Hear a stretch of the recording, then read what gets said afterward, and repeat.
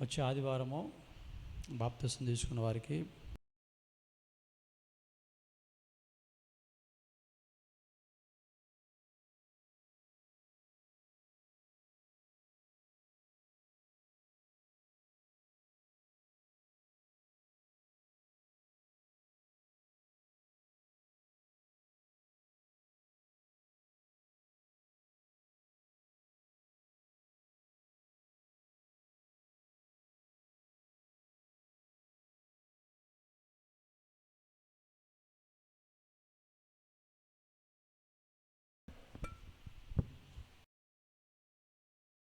అని మనం విందాం.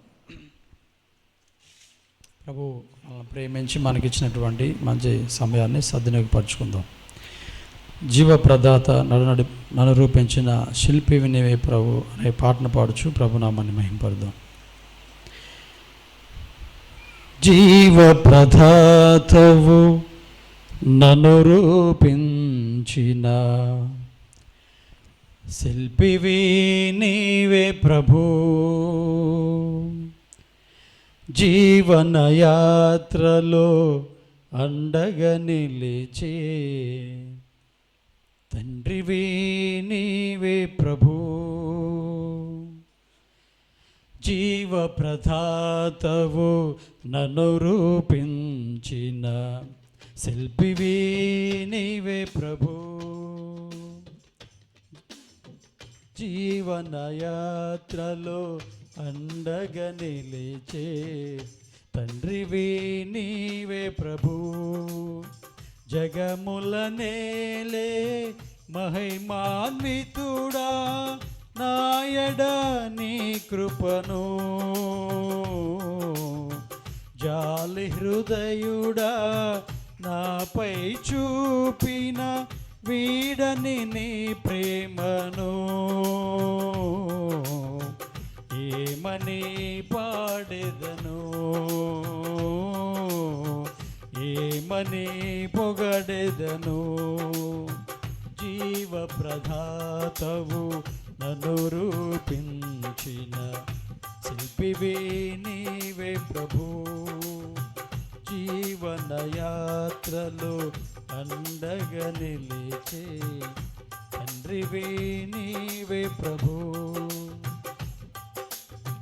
శుభకరమైన తొలి ప్రేమను నే మరువక జీవింప కృపణీయవా, శుభకరమైన తొలి ప్రేమను నే మరువక జీవింప కృపణీయవా, కోవెలలోని కానుకనేనై కోరికలోని వేడుకనీవై జత కలసి నిలచి జీవింపదలచి కాచితివి నీ హృదిరమే, నీ త్యాగ ఫలితం నీ ప్రేమ మధురం నా సొంతమేసయ్యా, జీవప్రదాతవు నన్ను రూపించిన శిల్పివి నీవే ప్రభు, జీవనయాత్రలో అండగా నిలిచే తండ్రివి నీవే ప్రభు, జగముల నేలే మహిమాన్వితుడా నాయడ నీ కృపను, జాలి హృదయుడా నాపై చూపిన వీడని నీ ప్రేమను, ఏమని పాడెదను ఏమని పొగడెదను, ఏమని పాడెదను ఏమని పొగడెదను, ఏమని పాడెదను ఏమని పొగడెదను, ఏమని పాడెదను ఏమని పొగడెదను, ఏమని పాడేదను, ఏమని పొగడేదను. స్తోత్రం. సమయంలో ఉదయకాల సమయంలో ప్రభు మనతో మాట్లాడబోచుండగా మనమందరం కూడా మంచి మనసు కలిగి ప్రభు మాట మనం వినట్లుగా ప్రార్థనాపూర్వకంగా మనమందరం కూడా సిద్ధపడదాం. మహోన్నతుడా, మహాగణుడా, ప్రేమగల తండ్రి, నీ పరిశుద్ధమైన నామానికి కృతజ్ఞత వందనాలు స్తోత్రాలు చెల్లిస్తూ ఉన్నాం. నీ మహాకృపను బట్టి మీరు మనల్ని ప్రేమించి మీ బాధ సంధికి మీరు నడిపించారు. దాన్ని బట్టి మీకు స్తోత్రాలు. సమయంలో ప్రభా ఇప్పటివరకు పాటల ద్వారా మీ నామాన్ని భయపరిచాం, స్తుతి ఆరాధన ద్వారా మిమ్మల్ని గణపరిచాం. అదేవిధంగా ప్రభా బిడ్డలు వారి సంపాదనలోనైనా కానుక సమర్పించున్నారు. వారికి రావాల్సిన ప్రతిఫలం మీరు దయచేయండి. ప్రతి కుటుంబంలోనైనా ఏ కొరత లేకుండా సమృద్ధిని అనుగ్రహించి మనం ప్రార్థన చేస్తున్నాం. ఈ సమయంలో తండ్రి మా ఆత్మీయ జీవితాన్ని బలపరచుకోవడం కొరకు నీ మాటలు వినడానికి మేము సిద్ధపడండి. మీరు మాతో మాట్లాడండి. అదేవిధంగా నీ పక్షాన్ని నిలబడినాను కూడా మీరు జ్ఞాపకం చేసుకొని ఎవరికి ఏ మాటలు కావాలో మీరు అందించమని, ప్రాముఖ్యంగా మా అందరికీ వినగలిగించుకొని గ్రహించుకునే హృదయాన్ని దయచేయమని, ఈ మాటలు ప్రభు ఎక్కడ వెల్లడగునో అక్కడ వెలుగు కలుగునని మీరు సెలవిచ్చారు. మాలో ఉన్న చీకటి తొలగించి మీ వెలుగుతో నింపి మీ రాజ్యమునకు మమ్మల్ని అందరూ కూడా సిద్ధపరచమని ప్రార్థన చేస్తున్నాం. సమయంలో తండ్రి ఉదయకాలమునైనా ఇదిగో తండ్రి వేకునే ప్రభు మీ సందులో గడపాలని నీ బిడ్డలు వచ్చి ఉన్నారనైనా వారందరినీ కూడా మీరే జ్ఞాపకం చేసుకుని దీవించమని ప్రార్థన చేస్తున్నాం.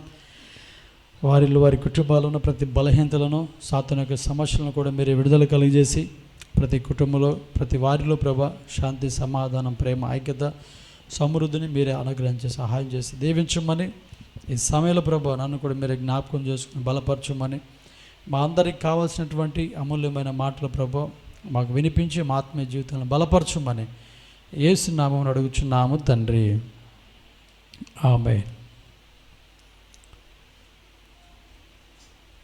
సరే, మంచిది. సమయంలో మనం కొద్ది నిమిషాలు దేవుని యొక్క వాక్యాన్ని మనం చక్కగా విందాం.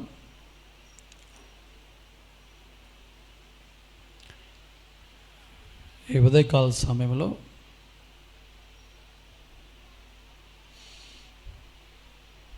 దేవుడు మనతో మాట్లాడబోచుండగా మనమందరం కూడా మరి శ్రద్ధ కలిగి చక్కగా దేవుని మాటలు విందాం. ఈ ప్రశాంతమైన సమయంలో ఈ మంచి వాతావరణంలో ప్రభు మాటను మనము మరి నిర్లక్ష్యం చేయకుండా చక్కగా దేవుని యొక్క మాటను మనం శ్రద్ధగా ఆలకిద్దాం. దేవుని స్తోత్రం కలుగును గాక. హల్లెలూయా. సంతోషంగా ఉన్నవారు దేవుని స్తోత్రం చెప్పండి గట్టిగా ఒకసారి.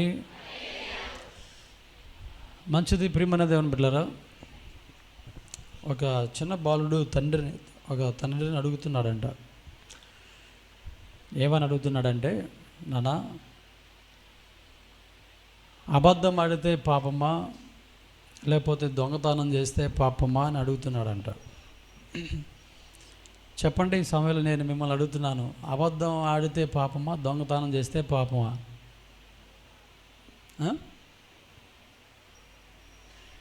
చెప్పాలి, వినిపించట్లా, గట్టిగా చెప్పాలి.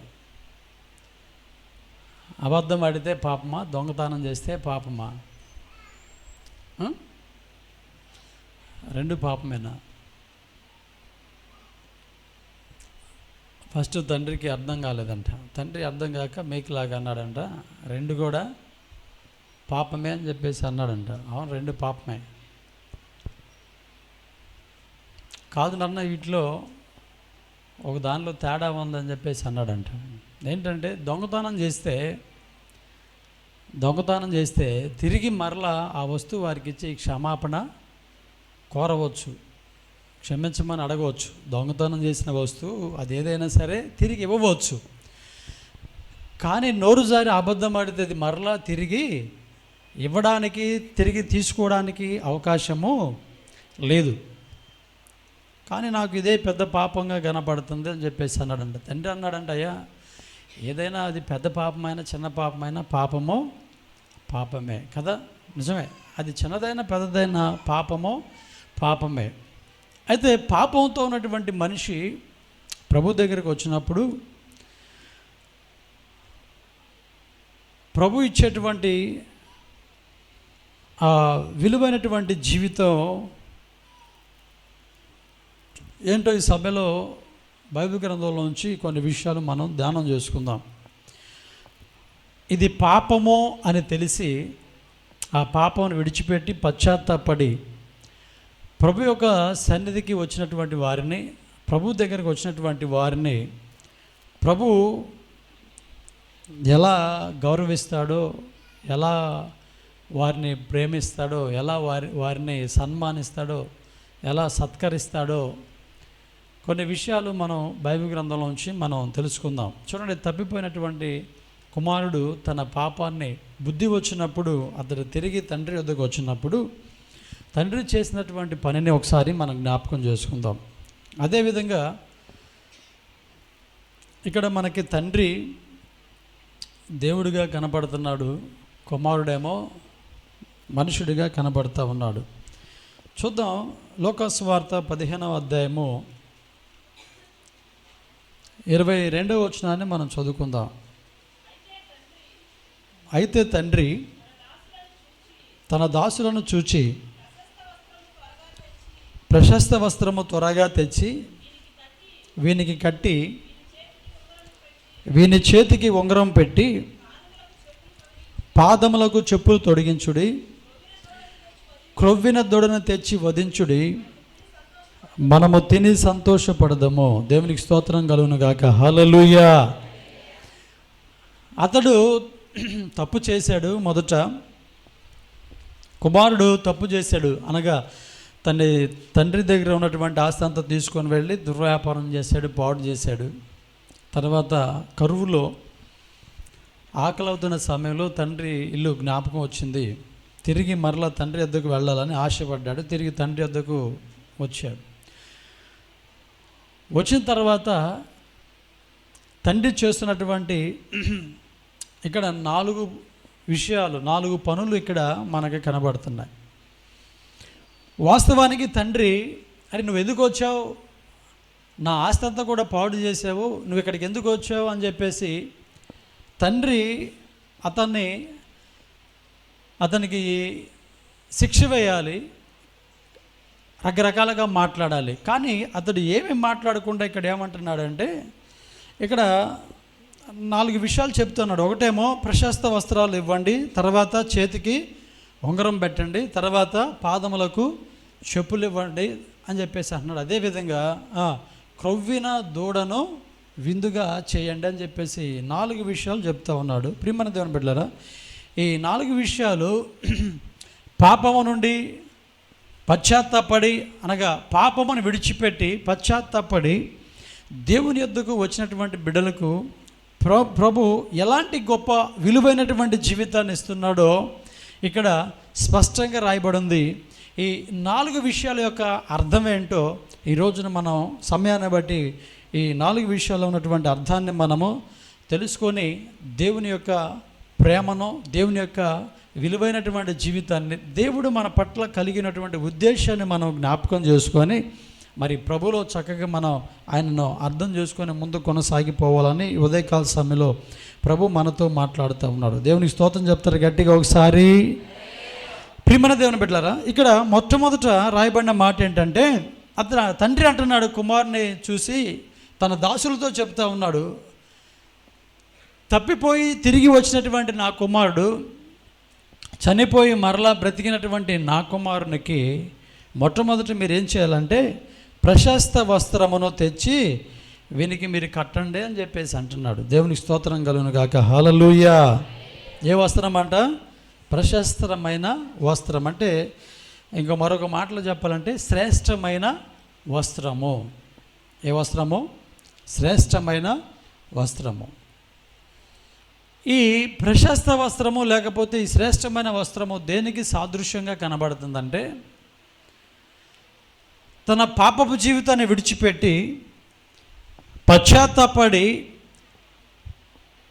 తండ్రి దగ్గరికి లేకపోతే దేవుని దగ్గరికి వచ్చినటువంటి ఆ వ్యక్తిని, స్త్రీని కానీ పురుషుని కానీ దేవుడు ఎలా అంగీకరిస్తున్నాడంటే నీతిమంతునిగా అంగీకరిస్తున్నాడు. దేవునికి స్తోత్రం కలుగును గాక. హల్లెలూయా. ఎలా అంగీకరిస్తున్నాడు? నీతిమంతులుగా అంగీకరిస్తున్నాడు. నీతిమంతుడిగా లేకపోతే నీతిమంతురాలుగా ప్రభు ఏం చేస్తున్నాడంటే ఆ ప్రశస్త వస్త్రము కప్పి వారిని ఆ విధంగా ఆహ్వానిస్తూ ఉన్నాడు. అనగా వారిని ఆ విధంగా నీతిమంతులుగా ఆయన గుర్తించాడనమాట. దేవుని స్తోత్రం కలుగును గాక. హల్లెలూయా. మనమైతే ఎవరైనా సరే పాపం చేస్తే పాపంలో నుండి వాళ్ళు విడుదల పొందిన తర్వాత ఇంకా వారి యొక్క పాపాలు మనం జ్ఞాపకం చేసుకుంటూ ఉంటాం. వారు ఒకప్పుడు అలాంటి వాళ్ళు అని చెప్పేసి మనం రకరకాలుగా మాట్లాడుతూ ఉంటాం.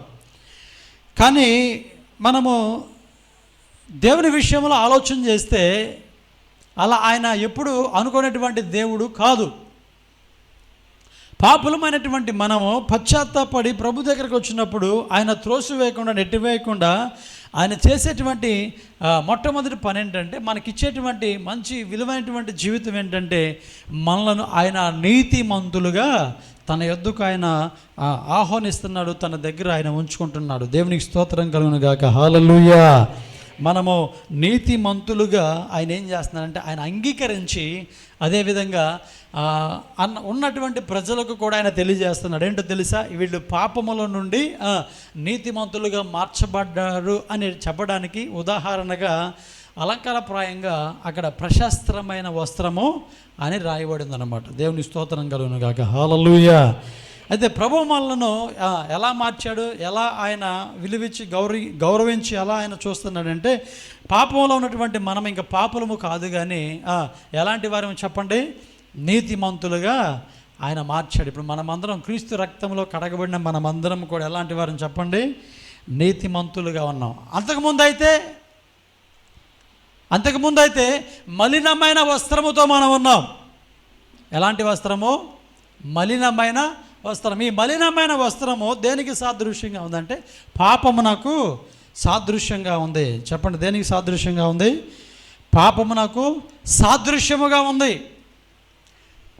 అయితే పాపమునకు సాదృశ్యంగా ఉన్నప్పుడు మనం పాపంలో ఉన్నాం అనుకోండి, అప్పుడు మనకి దేవునితో సంబంధం ఉండదు, దేవునితో మనకి సమాధానం ఉండదు, దేవునితో మనకి ఐక్యత ఉండదు, దేవునితో మనం మాట్లాడలేము. సాతాను మన మీద నేరస్థాపన చేసి వీళ్ళు పాపులు అని చెప్పేసి వాడు మన మీద ఒక ప్రత్యేకమైన నింద మోపి ప్రత్యేకంగా వాడు ఏం చేస్తూ ఉంటాడంటే ఏలుబెట్టి మనలను చూపిస్తూ ఉంటాడు. చూద్దాం ఒకసారి మనం జకర్యా గ్రంథం 3వ అధ్యాయం 4వ వచనం పై వచనాలు మనం చదువుదాం. 3 నుంచి చదువుదాం. జకర్యా గ్రంథం 3వ అధ్యాయము 3వ వచనం చదువుదాం. యెహోషువ ఏ వస్త్రములు? చెప్పండి, ఏ వస్త్రాలంట? మలిన వస్త్రాలంట. దూత సమ్ముఖములో నిలబడి ఉండగా దూత దగ్గర నిలుచున్న వారిని పిలిచి ఇతని మైల బట్టలు తీసివేయడానికి ఆజ్ఞాపించి నేను నీ దోషమును పరిహరించి ప్రశస్తమైన వస్త్రములతో నేను అలంకరించున్నానని సెలవిచ్చాను. దేవునికి స్తోత్రం కలుగును గాక. హల్లెలూయా. మొదటి నుండి మనం చదివితే ఇక్కడ మరియు యెహోవా దూత ఎదుట ప్రధాన యాజకుడైన యెహోషువ నిలబడుటయు సాతాను ఫిర్యాదయి అతని కుడిపార్శ్వమున నిలబడుటయు అతడు నాకు కనపరచెను. సాతాను యెహోవా నిన్ను గద్దించును, యెరూషలేమును కోరుకొను యెహోవా నిన్ను గద్దించును, ఇతడు అగ్నిలోండి తీసిన కొర్రి వలె ఉన్నాడు కదా అని యెహోవా దూత సాతానుతో నేను.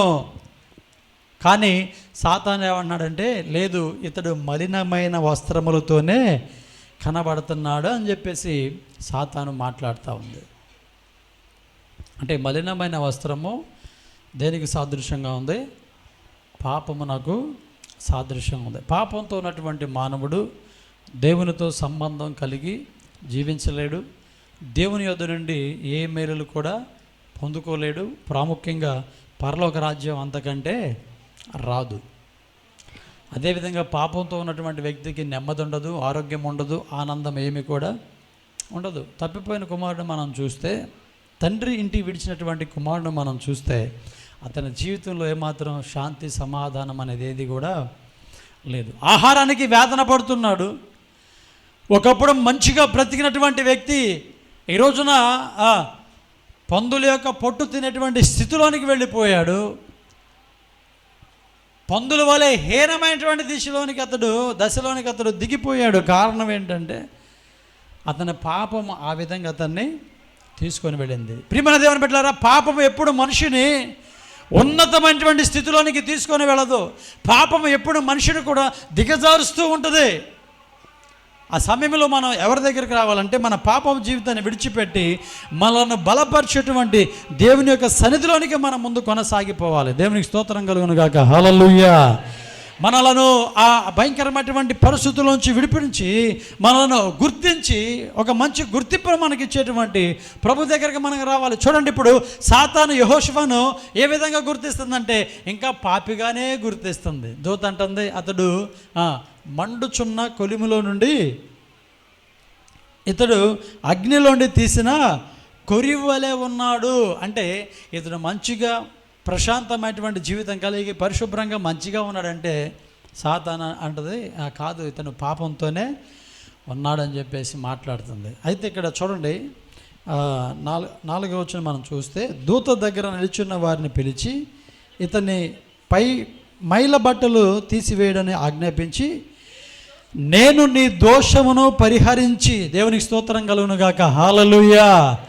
ఏం చేస్తున్నారంటే ముందు ప్రశస్తమైన వస్త్రము వేయడానికి ముందు, ప్రశస్త వస్త్రముతో అలంకరించడానికి ముందు ఏం జరుగుతుందంటే అక్కడ ఏం జరుగుతుంది చెప్పండి. నేను నీ దోషమును పరిహరించి, అనగా నీ పాపమును కడిగివేసి, నీ పాపమును తుడిసివేసి, నీలో ఇంకే పాపము లేకుండా చేసి, అనగా నిన్ను పరిశుద్ధపరచి. అంటే దేవుడు తప్పిపోయిన కుమారుడిని ఎలా అంగీకరించాడంటే ఒక పరిశుద్ధుడిగా, నీతిమంతుడిగా అంగీకరించాడు. నేను నిన్ను అంగీకరిస్తున్నానని చెప్పేసి ఏం చేస్తారంటే గుర్తుగా ప్రశస్తమైన వస్త్రమును, అనగా శ్రేష్టమైన వస్త్రమును. ప్రియమైన దేవుని బిడ్డలారా, ఈ శ్రేష్టమైన వస్త్రము ప్రశస్తమైన వస్త్రం అంట ధనవంతులు వాడతారంట. ఎవరు వాడతారు? ధనవంతులు, బాగా డబ్బున్నవారు ధనవంతులు వాడతారు. చూడండి, యేసు ప్రభు భూలోకానికి వచ్చినప్పుడు ఆయన మాట్లాడతాడు. లోకసువార్త 7వ అధ్యాయము 25వ వచనం మనం చదివితే యేసు ప్రభు అక్కడ మాట్లాడుతున్నట్లుగా మనం చూస్తాం. మీరేమి చూడవెళ్ళిరి? సన్నపు బట్టలు ధరించుకున్న వారిన, ఇదిగో ప్రశస్త వస్త్రములు ధరించుకొని సుఖముగా జీవించువారు రాజగృహములో ఉన్నారు. ప్రశస్తమైన వస్త్రాలు ధరించుకున్నవారు ఎవరో తెలుసా? రాజగృహాల్లో ఉన్నవారంట, రాజులంట, రాజకుమారులు, రాజకుమార్తెలు, విలువైన వారు, శ్రేష్టమైన వారు. అంటే చూడండి, ఇప్పుడు మనకెంత గొప్ప భాగ్యము అనుగ్రహించబడిందంటే దేవుడు ఈ ప్రశస్తమైన వస్త్రము మనకి ఇచ్చి మనల్ని కూడా ఏం చేశాడు చెప్పండి? ఏం చేశాడు? తనతో పాటు సమానంగా చేశాడు. దేవునికి స్తోత్రం కలుగును గాక. హల్లెలూయా.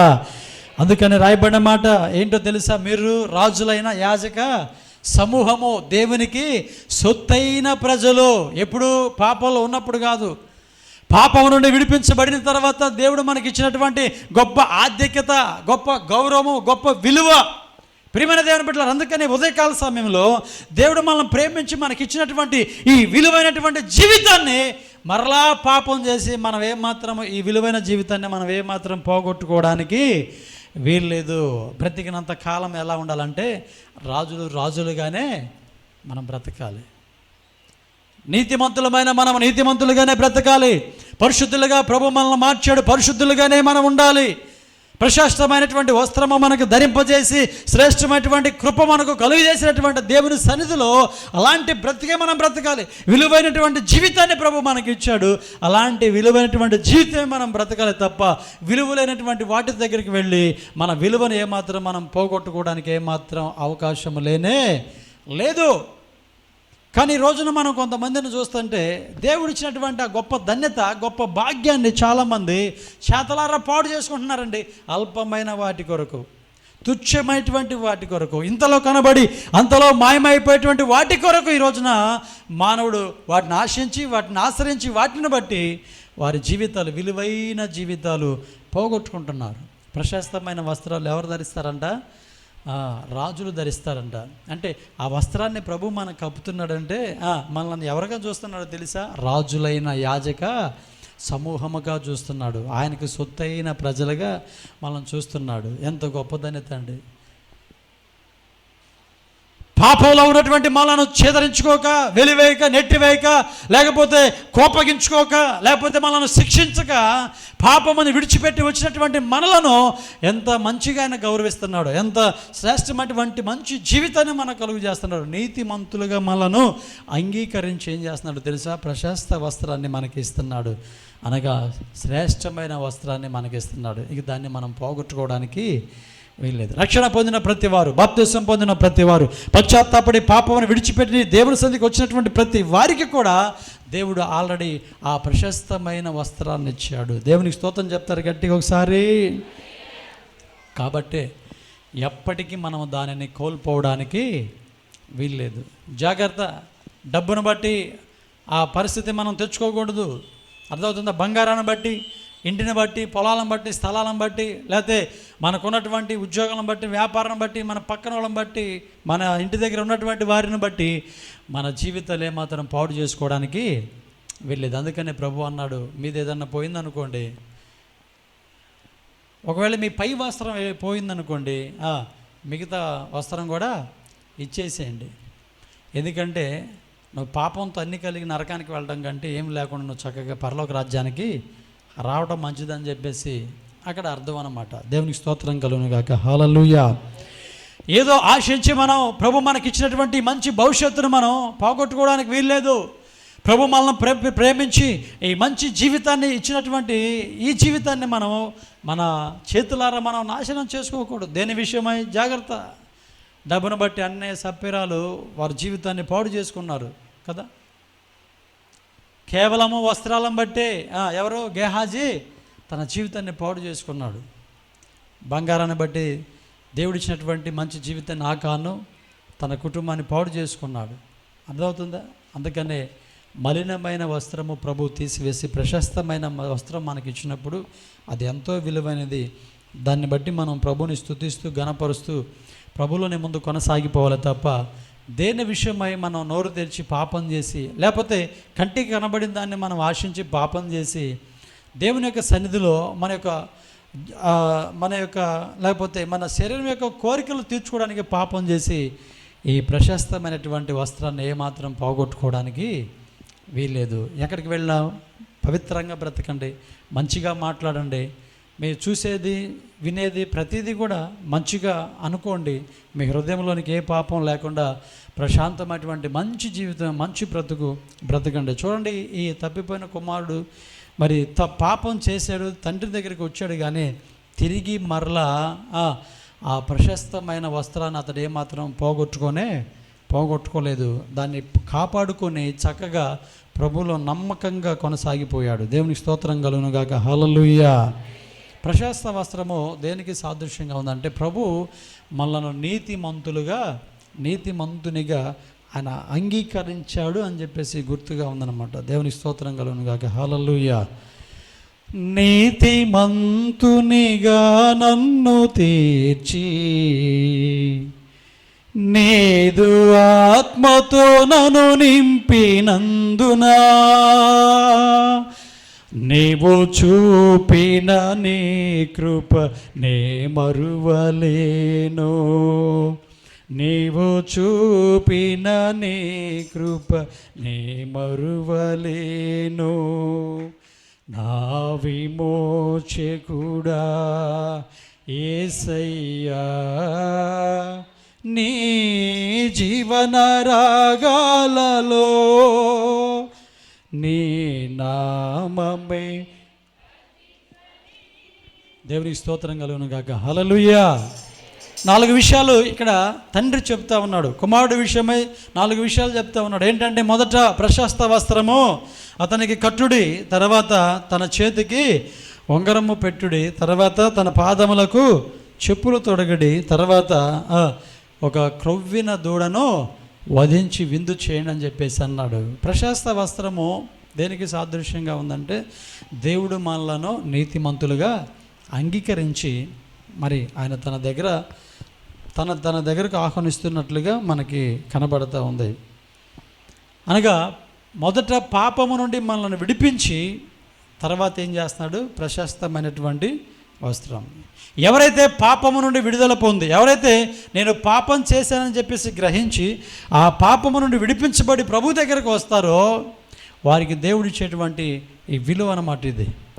ఒకవేళ మనం పాపం చేసి మనుషుల దగ్గర పాపం చేసి నన్ను క్షమించండి అని చెప్పేసి మనుషుల దగ్గరికి వెళ్తే క్షమించకపోవచ్చు, అంగీకరించకపోవచ్చు, పైపెచ్చు మనను వాళ్ళు అపార్థం చేసుకొని, లేకపోతే మన పాపాలు క్షమించకుండా మనల్ని జైలు పాలు చేయవచ్చు, లేకపోతే మనల్ని బాధ పెట్టవచ్చు, లేకపోతే మనల్ని కష్టపెట్టవచ్చు, లేకపోతే మనల్ని రకరకాలుగా హింసించవచ్చేమో. కానీ మన దేవుడు అలాంటిది ఏది కూడా చేయకుండా పాపముతో ఆయన దగ్గరకు వచ్చేటువంటి వారిని ఎంత గౌరవించి అంత విలువించి ఆయన ఆహ్వానిస్తున్నాడో ఇక్కడ దేవుని యొక్క శ్రేష్టమైన ప్రేమ మనకి అర్థమవుతుంది.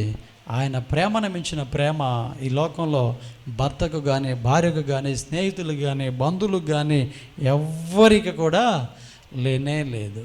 ఎందుకంటే మనం ఒక మాట అంటే తిరిగి మాట అంటారు, ఒక దెబ్బ కొడితే తిరిగి దెబ్బ కొడతారు. అర్థమైందా? ప్రతిదానికి ప్రతీకారము తీర్చుకుంటారు. అది మనుషులు చేసేటువంటి పనులు. కానీ దేవుడైతే అలా చేసేవాడు కదా. అలా చేసేవాడైతే ఈ భూమి మీద మనం అసలు ఎవ్వరము బ్రతికేవారిమే కానే కాదు. అందుకనే మనుషులను ఆశ్రయించడం కంటే దేవుణ్ణి ఆశ్రయించడం ఎంతైనా మేలు. దేవునికి స్తోత్రం కలుగును గాక. హల్లెలూయా.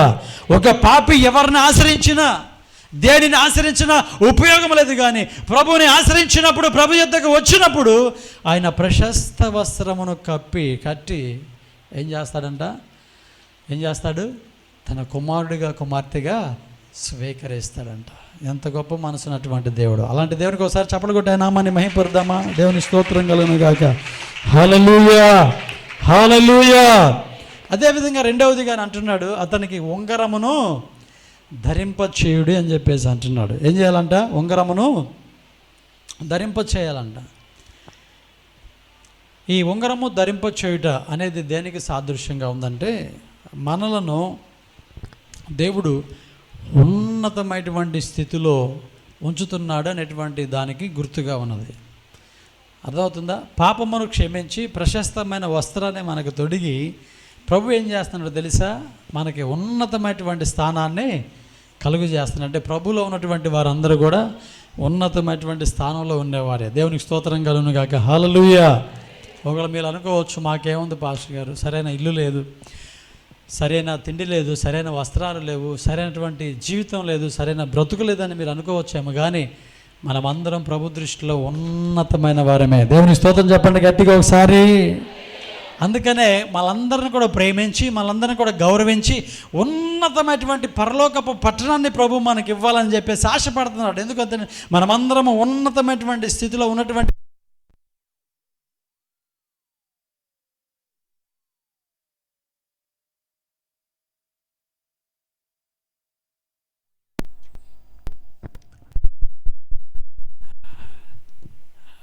ఈ లోకంలో ఒకవేళ మనకేమీ లేకపోవచ్చు, కానీ ఈ లోకంలో మనము దరిద్రమైనటువంటి పరిస్థితుల్లో ఉండవచ్చేమో, కానీ ఈ లోకంలో మనం అన్ని కష్టాలలో, అన్ని భయంకరమైనటువంటి పరిస్థితులు కూడా ప్రయాణం చేయవచ్చేమో. కానీ ప్రియమైన దేవుని బిడ్డలారా, మన దేవుడు ఉన్నతమైన దేవుడు. ఆయన బిడ్డలమైన మనం కూడా ఎలాంటి వారని చెప్పండి? చెప్పాలి గట్టిగా. ఎలాంటి వారమే? రాజకుమారులు, రాజకుమార్తెలు ఎలాంటి వారండి చెప్పండి? రాజు ఉన్నతమైనటువంటి వాడు కాబట్టి రాజకుమారులు, రాజకుమార్తెలు కూడా ఎలాంటి వారు? ఉన్నతమైన వారు. అంటే మనం ఈ భూ సంబంధమైనటువంటి విషయాలు మనం ఎప్పుడు మనసులో పెట్టుకోకూడదు. ఎప్పుడు కూడా మనము పర సంబంధమైనటువంటి విషయాలే మనసులో పెట్టుకోవాలి. ఎందుకంటే దేవుని యొక్క వాక్యం తెలియజేస్తుంది, మీరు కింద ఉన్న వాటిని మీరు వెతకొద్దు, మీరు పైన ఉన్న వాటినే వెతకండి. ఎందుకంటే మన పౌరస్థితి ఎక్కడుందంట? మన ఉన్నతమైన స్థితి ఎక్కడుందో తెలుసా? పరలోకములో ఉంది, ఇక్కడ కాదు. అందుకని నాకు వారిలాగా డబ్బు లేదు, వారిలాగా బంగారం లేదు, ఇతరుల వల్ల నాకు మంచి ఇళ్ళు లేవు, అవి లేవు, ఇవి లేవు అని చెప్పేసి మీరు ఎప్పుడు అనుకోవడానికి వీలు లేదు. ఎందుకంటే అతి త్వరలోనే ప్రభు మనలను ఉన్నతమైనటువంటి స్థితిలో, ఉన్నతమైనటువంటి పరలోకపు పట్టణంలో మనం ఉంచబోతూ ఉన్నాడు. దేవునికి స్తోత్రం కలుగును గాక. హల్లెలూయా. చూడండి ఒకసారి మనం ఆదికాండం చూస్తే, ఆదికాండము 41వ అధ్యాయము ఆదికాండము 41వ అధ్యాయము 42వ వచనాన్ని మనం చదువుకుందాం. మరియు ఫరో తన చేతినున్న తన ఉంగరము తీసి యోసేపు చేతిని పెట్టి సన్నపు నార బట్టలు అతనికి తొడిగించి అతని మెడకు బంగారు గొలుసు వేసి తన 2వ రథం మీద అతను ఎక్కించాను. దేవునికి స్తోత్రం కలుగును గాక. హల్లెలూయా. ఆ తర్వాత మనం చివరి లైన్లో చదివితే అట్లు ఐగుప్తు దేశమంతటి మీద అతనిని నియమించాను. దేవునికి స్తోత్రం కలుగును గాక. హల్లెలూయా. 2 చేతులైతే దేవుని స్తోత్రం చెప్తాం గట్టిగా ఒకసారి. ఎక్కడ ఉంచాడంట యోసేపుని రాజు? చెప్పండి, ఎక్కడ ఉంచాడంట? అంతకుముందు ఎక్కడ ఉన్నాడు? చెరసాల్లో ఉన్నాడు. ఇప్పుడు ఎక్కడ ఉన్నాడు? ఐగుప్తు దేశము మీద అతడు ఒక అధికారిగా ఉన్నాడు. అంటే ఐగుప్తు దేశం మీద అంతటి మీద నేను ఇతనిని అధికారిగా నియమిస్తున్నానని చెప్పేసి రాజు ఏం చేశాడంటే తన చేతికి ఉన్నటువంటి ఉంగరాన్ని తీసి ఎవరి చేతికి పెట్టాడంట? యోసేపు చేతికి పెట్టాడంటే ఇప్పుడు యోసేపు ఎలాంటి వాడంటే ఈ దేశం మీద అధికారి, అనగా ఇతడు ఉన్నతమైన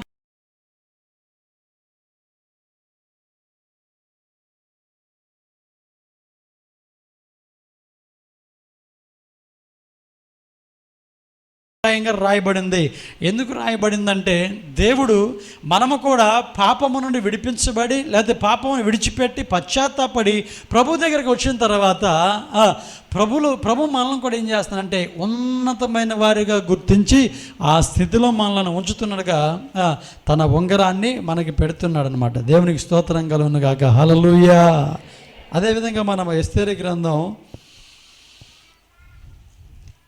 8వ అధ్యాయం, ఎస్తేరు గ్రంథం 8వ అధ్యాయం 2వ వచనం కూడా మనం చదివితే అక్కడ కూడా ఒక మాట రాయబడింది. చూడండి త్వరగా.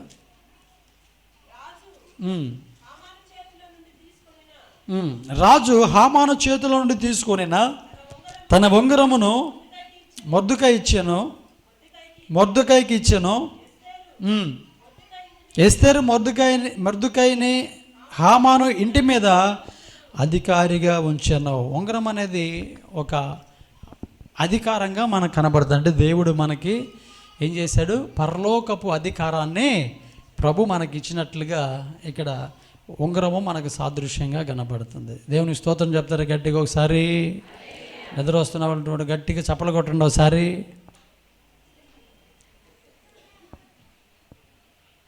ఆమెకు అర్థం కాలేదు అనుకుంటలే, చూడబాకండి. ఎందుకు పొద్దున్న ఆమె పరువు తెస్తారు. జాగ్రత్తగా వినండి. ఇక్కడ ఉంగరము దేనికి సాదృశ్యంగా కనబడుతుందంటే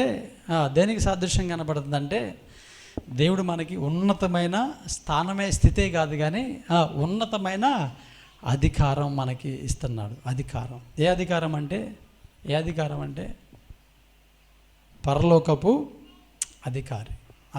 అధికారం ప్రభు మనకు కలుగు చేస్తున్నాడు. అంటే ఈ లోకంలో ఏదో ఒక పదవి ఉంటే అధికారం మనం కలిగి ఉన్నాడు అని అనుకుంటున్నామేమో కానీ ప్రియమైన దేవుని బిడ్డలారా, అతి త్వరలో ప్రభు 1000 ఏండ్ల పరిపాలనలో మనకు కూడా ఒక అధికారాన్ని ప్రభు ఇవ్వబోతూ ఉన్నాడు. దేవునికి స్తోత్రం కలుగును గాక. హల్లెలూయా. అర్థమవుతుందా? 1000 ఏండ్ల పరిపాలనలో ప్రభు కూడా మనకేం చేస్తున్నాడు? ఒక అధికారాన్ని ఇవ్వబోతూ ఉన్నాడు. ఎవరైతే పాపపు జీవితాన్ని విడిచిపెట్టి పరిశుద్ధంగా నమ్మకస్తులుగా ప్రభు సన్నిధిలో బ్రతుకుతారో తర్వాత రాబోయేటువంటి ఆ 1000 ఏండ్ల పరిపాలనలో ప్రభు తప్పక వారికి ఒక అధికారాన్ని ఇస్తాడు. ప్రభువే రాజుగా ఉంటాడు, మనము పాలకులుగా ఉంటాం, పరిపాలన చేసేవారిగా ఉంటాం. దేవుని బిడ్డలు మన కింద పరిపాలకులుగా ఉంటారు. ఎంత గొప్ప ధన్యత అండి. వాస్తవానికి పాపం చేసిన వాళ్ళు ఏం చేస్తారు చెప్పండి? ఏం చేస్తారు? ఇప్పుడు ఒక కుటుంబంలో లేకపోతే ఒక యజమాని దగ్గర ఎవరైనా పనివాడు ఉండి పాపం చేశారనుకోండి, వెంటనే ఏం చేస్తారు చెప్పండి? అతను ఉంచుకుంటారా, తీసేస్తారా? చెప్పాలి గట్టిగా. ఏం చేస్తారు? తీసివేస్తారు. అవసరమైతే అతను జైలుకి అప్పచెప్తారు. అతని గురించి చెడుగా ప్రచారం చేస్తారు, రకరకాలుగా పేపర్లు వేస్తారు, టీవీలు వేస్తారు. ఇతను మంచివాడు కాదు, మా ఇంట్లో ఉండి ఇలాంటి దొంగతనం చేశాడు, లేకపోతే ఇలా పాడు చేశాడు, లేకపోతే ఇలా తప్పుడు పనులు చేశాడని చెప్పేసి రకరకాలుగా చెప్తూ ఉంటారు. కానీ ఆ పాపమును విడిచిపెట్టి పశ్చాత్తాపడి ప్రభు సన్నిధికి వచ్చినటువంటి వారికి ప్రభు ఇచ్చేటువంటి మంచి విలువైన జీవితం ఏంటంటే వారిని అధికారులుగా ప్రభు నియమిస్తున్నాడు, ఒక అధికారం ఇస్తున్నాడు అనమాట. దేవునికి స్తోత్రం కలుగును గాక. హల్లెలూయా. తన ఇంటి మీద తనకున్నటువంటి దాని మీద ఏం చేస్తున్నాడు? మరలా అధికారం ఇస్తున్నాడు. ఆల్రెడీ తన దగ్గర ఉన్న ప్రతి సమస్తము కూడా తీసుకొని వెళ్ళి పాడు చేసినప్పటికీ కూడా దేవుడు మరలా ప్రేమించి ఏం చేస్తున్నాడు తెలుసా? తన దగ్గర ఉన్న దాని మీద ఏం చేస్తున్నాడు? మరలా తండ్రి అధికారం కుమారుడికి ఇస్తున్నాడు. అయ్యా, నా దగ్గర ఉన్నటువంటి దాని మీద నీవు మరలా అధికారిగా ఉండు, దీని మీద నేను నీకు అధికారం ఇస్తున్నానని చెప్పేసి ఏం చేస్తున్నాడు? ఉంగరాన్ని పెడుతున్నాడు. అంటే పాపమును విడిచిపెట్టి పాపమును ఒప్పుకొని దేవుని యొక్క సంధికి వచ్చినటువంటి వారిని, లేకపోతే పశ్చాత్తాపడి దేవుని పాదాల చెంత అయ్యా నన్ను కూడా కుమారుడుగా నీ కుమార్తెగా స్వీకరించని చెప్పేసి అన్నటువంటి వారికి దేవుడు ఇచ్చేటువంటి శ్రేష్టమైన విలువ ఏంటంటే, మొట్టమొదట ప్రశస్తమైన వస్త్రం ఇచ్చి మళ్ళీ నీతిమంతులుగా ఆయన ఏం చేస్తున్నాడు? అంగీకరిస్తున్నాడు. రెండవదిగా ఉంగరము పెట్టి ఏం చేస్తున్నాడు? మనలను అధికారులుగా, అదేవిధంగా ఉన్నతమైనటువంటి స్థితిలో మనలను ఉంచుతున్నట్లుగా ప్రభు మనలను ప్రేమించి పిలుస్తూ ఉన్నాడు. దేవునికి స్తోత్రం కలుగును గాక. హల్లెలూయా. అంటే ఒక గొప్పతనము, ఒక గొప్ప జీవితము. అందుకనే దేవుడు అంటాడు, మోషే నా ఇల్లంతటి మీద, చెప్పండి ఎలాంటి వాడంట? నా ఇల్లంతటి మీద నమ్మకస్తుడు, నా ఇంటి మీద నమ్మకస్తుడు, నా ఇంటి మీద అతను ఒక అధికారిగా నేను నియమించాను అని చెప్పేసి అంటాడు. చూడండి ఎంత గొప్ప శ్రేష్టమైనటువంటి పను. అక్కడైతే ఒక హత్య చేసి వచ్చేసాడు. హత్య చేసిన దాన్ని బట్టి రాజు అతను చంపాలని చెప్పేసి ప్రయత్నం చేశాడు, కానీ దేవుడు మాత్రము ఆయుష్కాలం పొడిగించి అతనికి ఒక అధికారాన్ని ఇచ్చాడు. దేవునికి స్తోత్రం కలుగును గాక. హల్లెలూయా. అంత మాత్రమే కాదు, అంటాడు మోషే నేను ఫరో మీద దేవుడిగా నియమించాను. నిన్ను ఎలా నియమించానంటే మోషేనే దేవుడు ఫరో మీద దేవుడిగా. అబ్బా, ఎంత గొప్ప అధికారం, ఎంత గొప్ప శ్రేష్టమైనటువంటి కృప. చూడండి, దేవుడు మనకి ఇచ్చేటువంటి కృప, అధికారం అలాంటిదండి. ఎవరైనా ఇస్తారా? ఒక దొంగతనం చేసిన వాడిని, ఒక పాపం చేసిన వాడిని ఎవరైనా ఇంతగా గౌరవిస్తారా? ఇంతగా ప్రేమిస్తారా? ఇంతగా శ్రేష్టమైనటువంటి కృపను చూపుతారంటే అది యేసయ్య ఒక్కడే చేయగలడు. అందుకే ఈ రోజున ఆయనకు అభిమానులు కోట్ల మంది ఉన్నారు. దేవునికి స్తోత్రం కలుగును గాక. హల్లెలూయా. ఈ రోజున మనతో ఉండి ఎవరైనా తప్పు చేస్తే వారిని ఇమ్మీడియట్లుగా మనం తీసేస్తాం, నెట్టేస్తాం. అరే పోరా, అలా చేసేవి ఎలా చేసేవి అని చెప్పేసి రకరకాలుగా మనం మాట్లాడుతూ ఉంటాం. వారి గురించి చెడుగా చెప్తూ ఉంటాం, చేదరించుకుంటూ ఉంటాం. అవసరమైతే వాడిని జైలు పాలు చేస్తాం, లేకపోతే రకరకాల కార్యక్రమాలను చేస్తాం, శిక్ష వేస్తాం, అనేకమైన చేస్తాం. కానీ దేవుడు అలా చేసేవాడు కాదండి. అలా చేసేవాడు అయితే అసలు ఈ భూమి మీద మనం ఎవరు బ్రతికేవారేమీ కాదు. దేవుని యొక్క ప్రేమ అగాపే ప్రేమ. ఆ ప్రేమను ఎవ్వరూ ఏమాత్రం కొలవలేరు. చూసారా, పాపంతో ఉండి కాక పాపమును విడిచిపెట్టి పశ్చాత్తాపడి వచ్చినటువంటి కుమారుడికి తండ్రి ఏం చేస్తున్నాడంటే తనకున్న దాని మీద అధికారిగా నియమిస్తున్నాడు. శ్రేష్టమైన మంచి అధికారము అతని కలుగు చేస్తున్నాడు. ఉంగరము మనను ఉన్నతమైనటువంటి స్థానంలో ఉంచుతున్నట్లుగా మనకి ఇక్కడ కనబడుతుంది. అంటే దేవునికి ఉన్న దాని మీద ఒక అధికారిగా, ఒక యోగ్యునిగా మనకు కనబడుతుంది. అంటే మనం పరలోక రాజ్యానికి వెళ్ళడానికి కూడా మనకి యోగ్యత మనకి ప్రభువు కలుగు చేశాడు అన్నట్లుగా ఇక్కడ మనకు కనబడుతూ ఉంది. దేవునికి స్తోత్రం కలుగును గాక. హల్లెలూయా. అదేవిధంగా మూడవదిగా మనం చూస్తే ఏం చేస్తున్నాడు? ఆ రెండు చేసిన తర్వాత ఏం చేయమంటున్నాడు? పాదములకు చెప్పులు కూడా తొడగండి అని చెప్పేసి అన్నాడు. అంటే ఈ చెప్పులు అనేది దేనికి సాదృశ్యంగా ఉందంటే సమాధానానికి సాదృశ్యంగా ఉంది. కుమారుడా, ఇప్పటి వరకు పాపం చేసి, ఇప్పటి వరకు నాకు వ్యతిరేకంగా నువ్వు మాట్లాడి, నాకు వ్యతిరేకంగా రకరకాల కార్యక్రమాలు చేసి నాకు దూరంగా నువ్వు వెళ్ళిపోయావు. ఇప్పటి వరకు నీకు నాకు సమాధానం లేదు, నీతో నాకు మాటలు లేవు. కానీ నాలో ఏ చెడు కూడా ఉంచుకోకుండా ఇప్పుడు నేను నీతో సమాధాన పడుతున్నాను, నీకు నాకు సమాధానమే అన్నట్లుగా ఏమంటున్నాడంటే అతనికి చెప్పులు కూడా మీరు తొడగండి అని చెప్పేసి మాట్లాడుతూ ఉన్నాడు. దేవునికి స్తోత్రం కలుగును గాక. హల్లెలూయా. సమాధానము, సమాధానం. అసలు యేసు ప్రభు ఈ లోకానికి ఎందుకు వచ్చాడు తెలుసా మీకు? చదువుతారు ఒకసారి చూడండి. లోకాసు వార్త 2వ అధ్యాయం 14వ వచనం ఒకసారి చూడండి.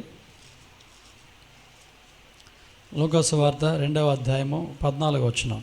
సర్వోన్నతమైన స్థలంలో దేవునికి మహిమయు, ఆయనకి ఇష్టలైన మనుషులకు భూమి మీద సమాధానమును కలుగునుగా కానీ దేవునికి స్తోత్రము చేయుచుండిరి. దేవునికి స్తోత్రం చెప్తారు గట్టిగా ఒకసారి. అర్థమవుతుందా? యేసు ప్రభు ఈ లోకానికి ఎందుకు వచ్చాడో తెలుసా? యేసు ప్రభు శ్రేష్టమైన సింహాసనాన్ని విడిచిపెట్టి ఈ లోకానికి ఎందుకు వచ్చాడంటే, ఇదిగో దేవునితో మానవుడికి సమాధానము తెగిపోయింది.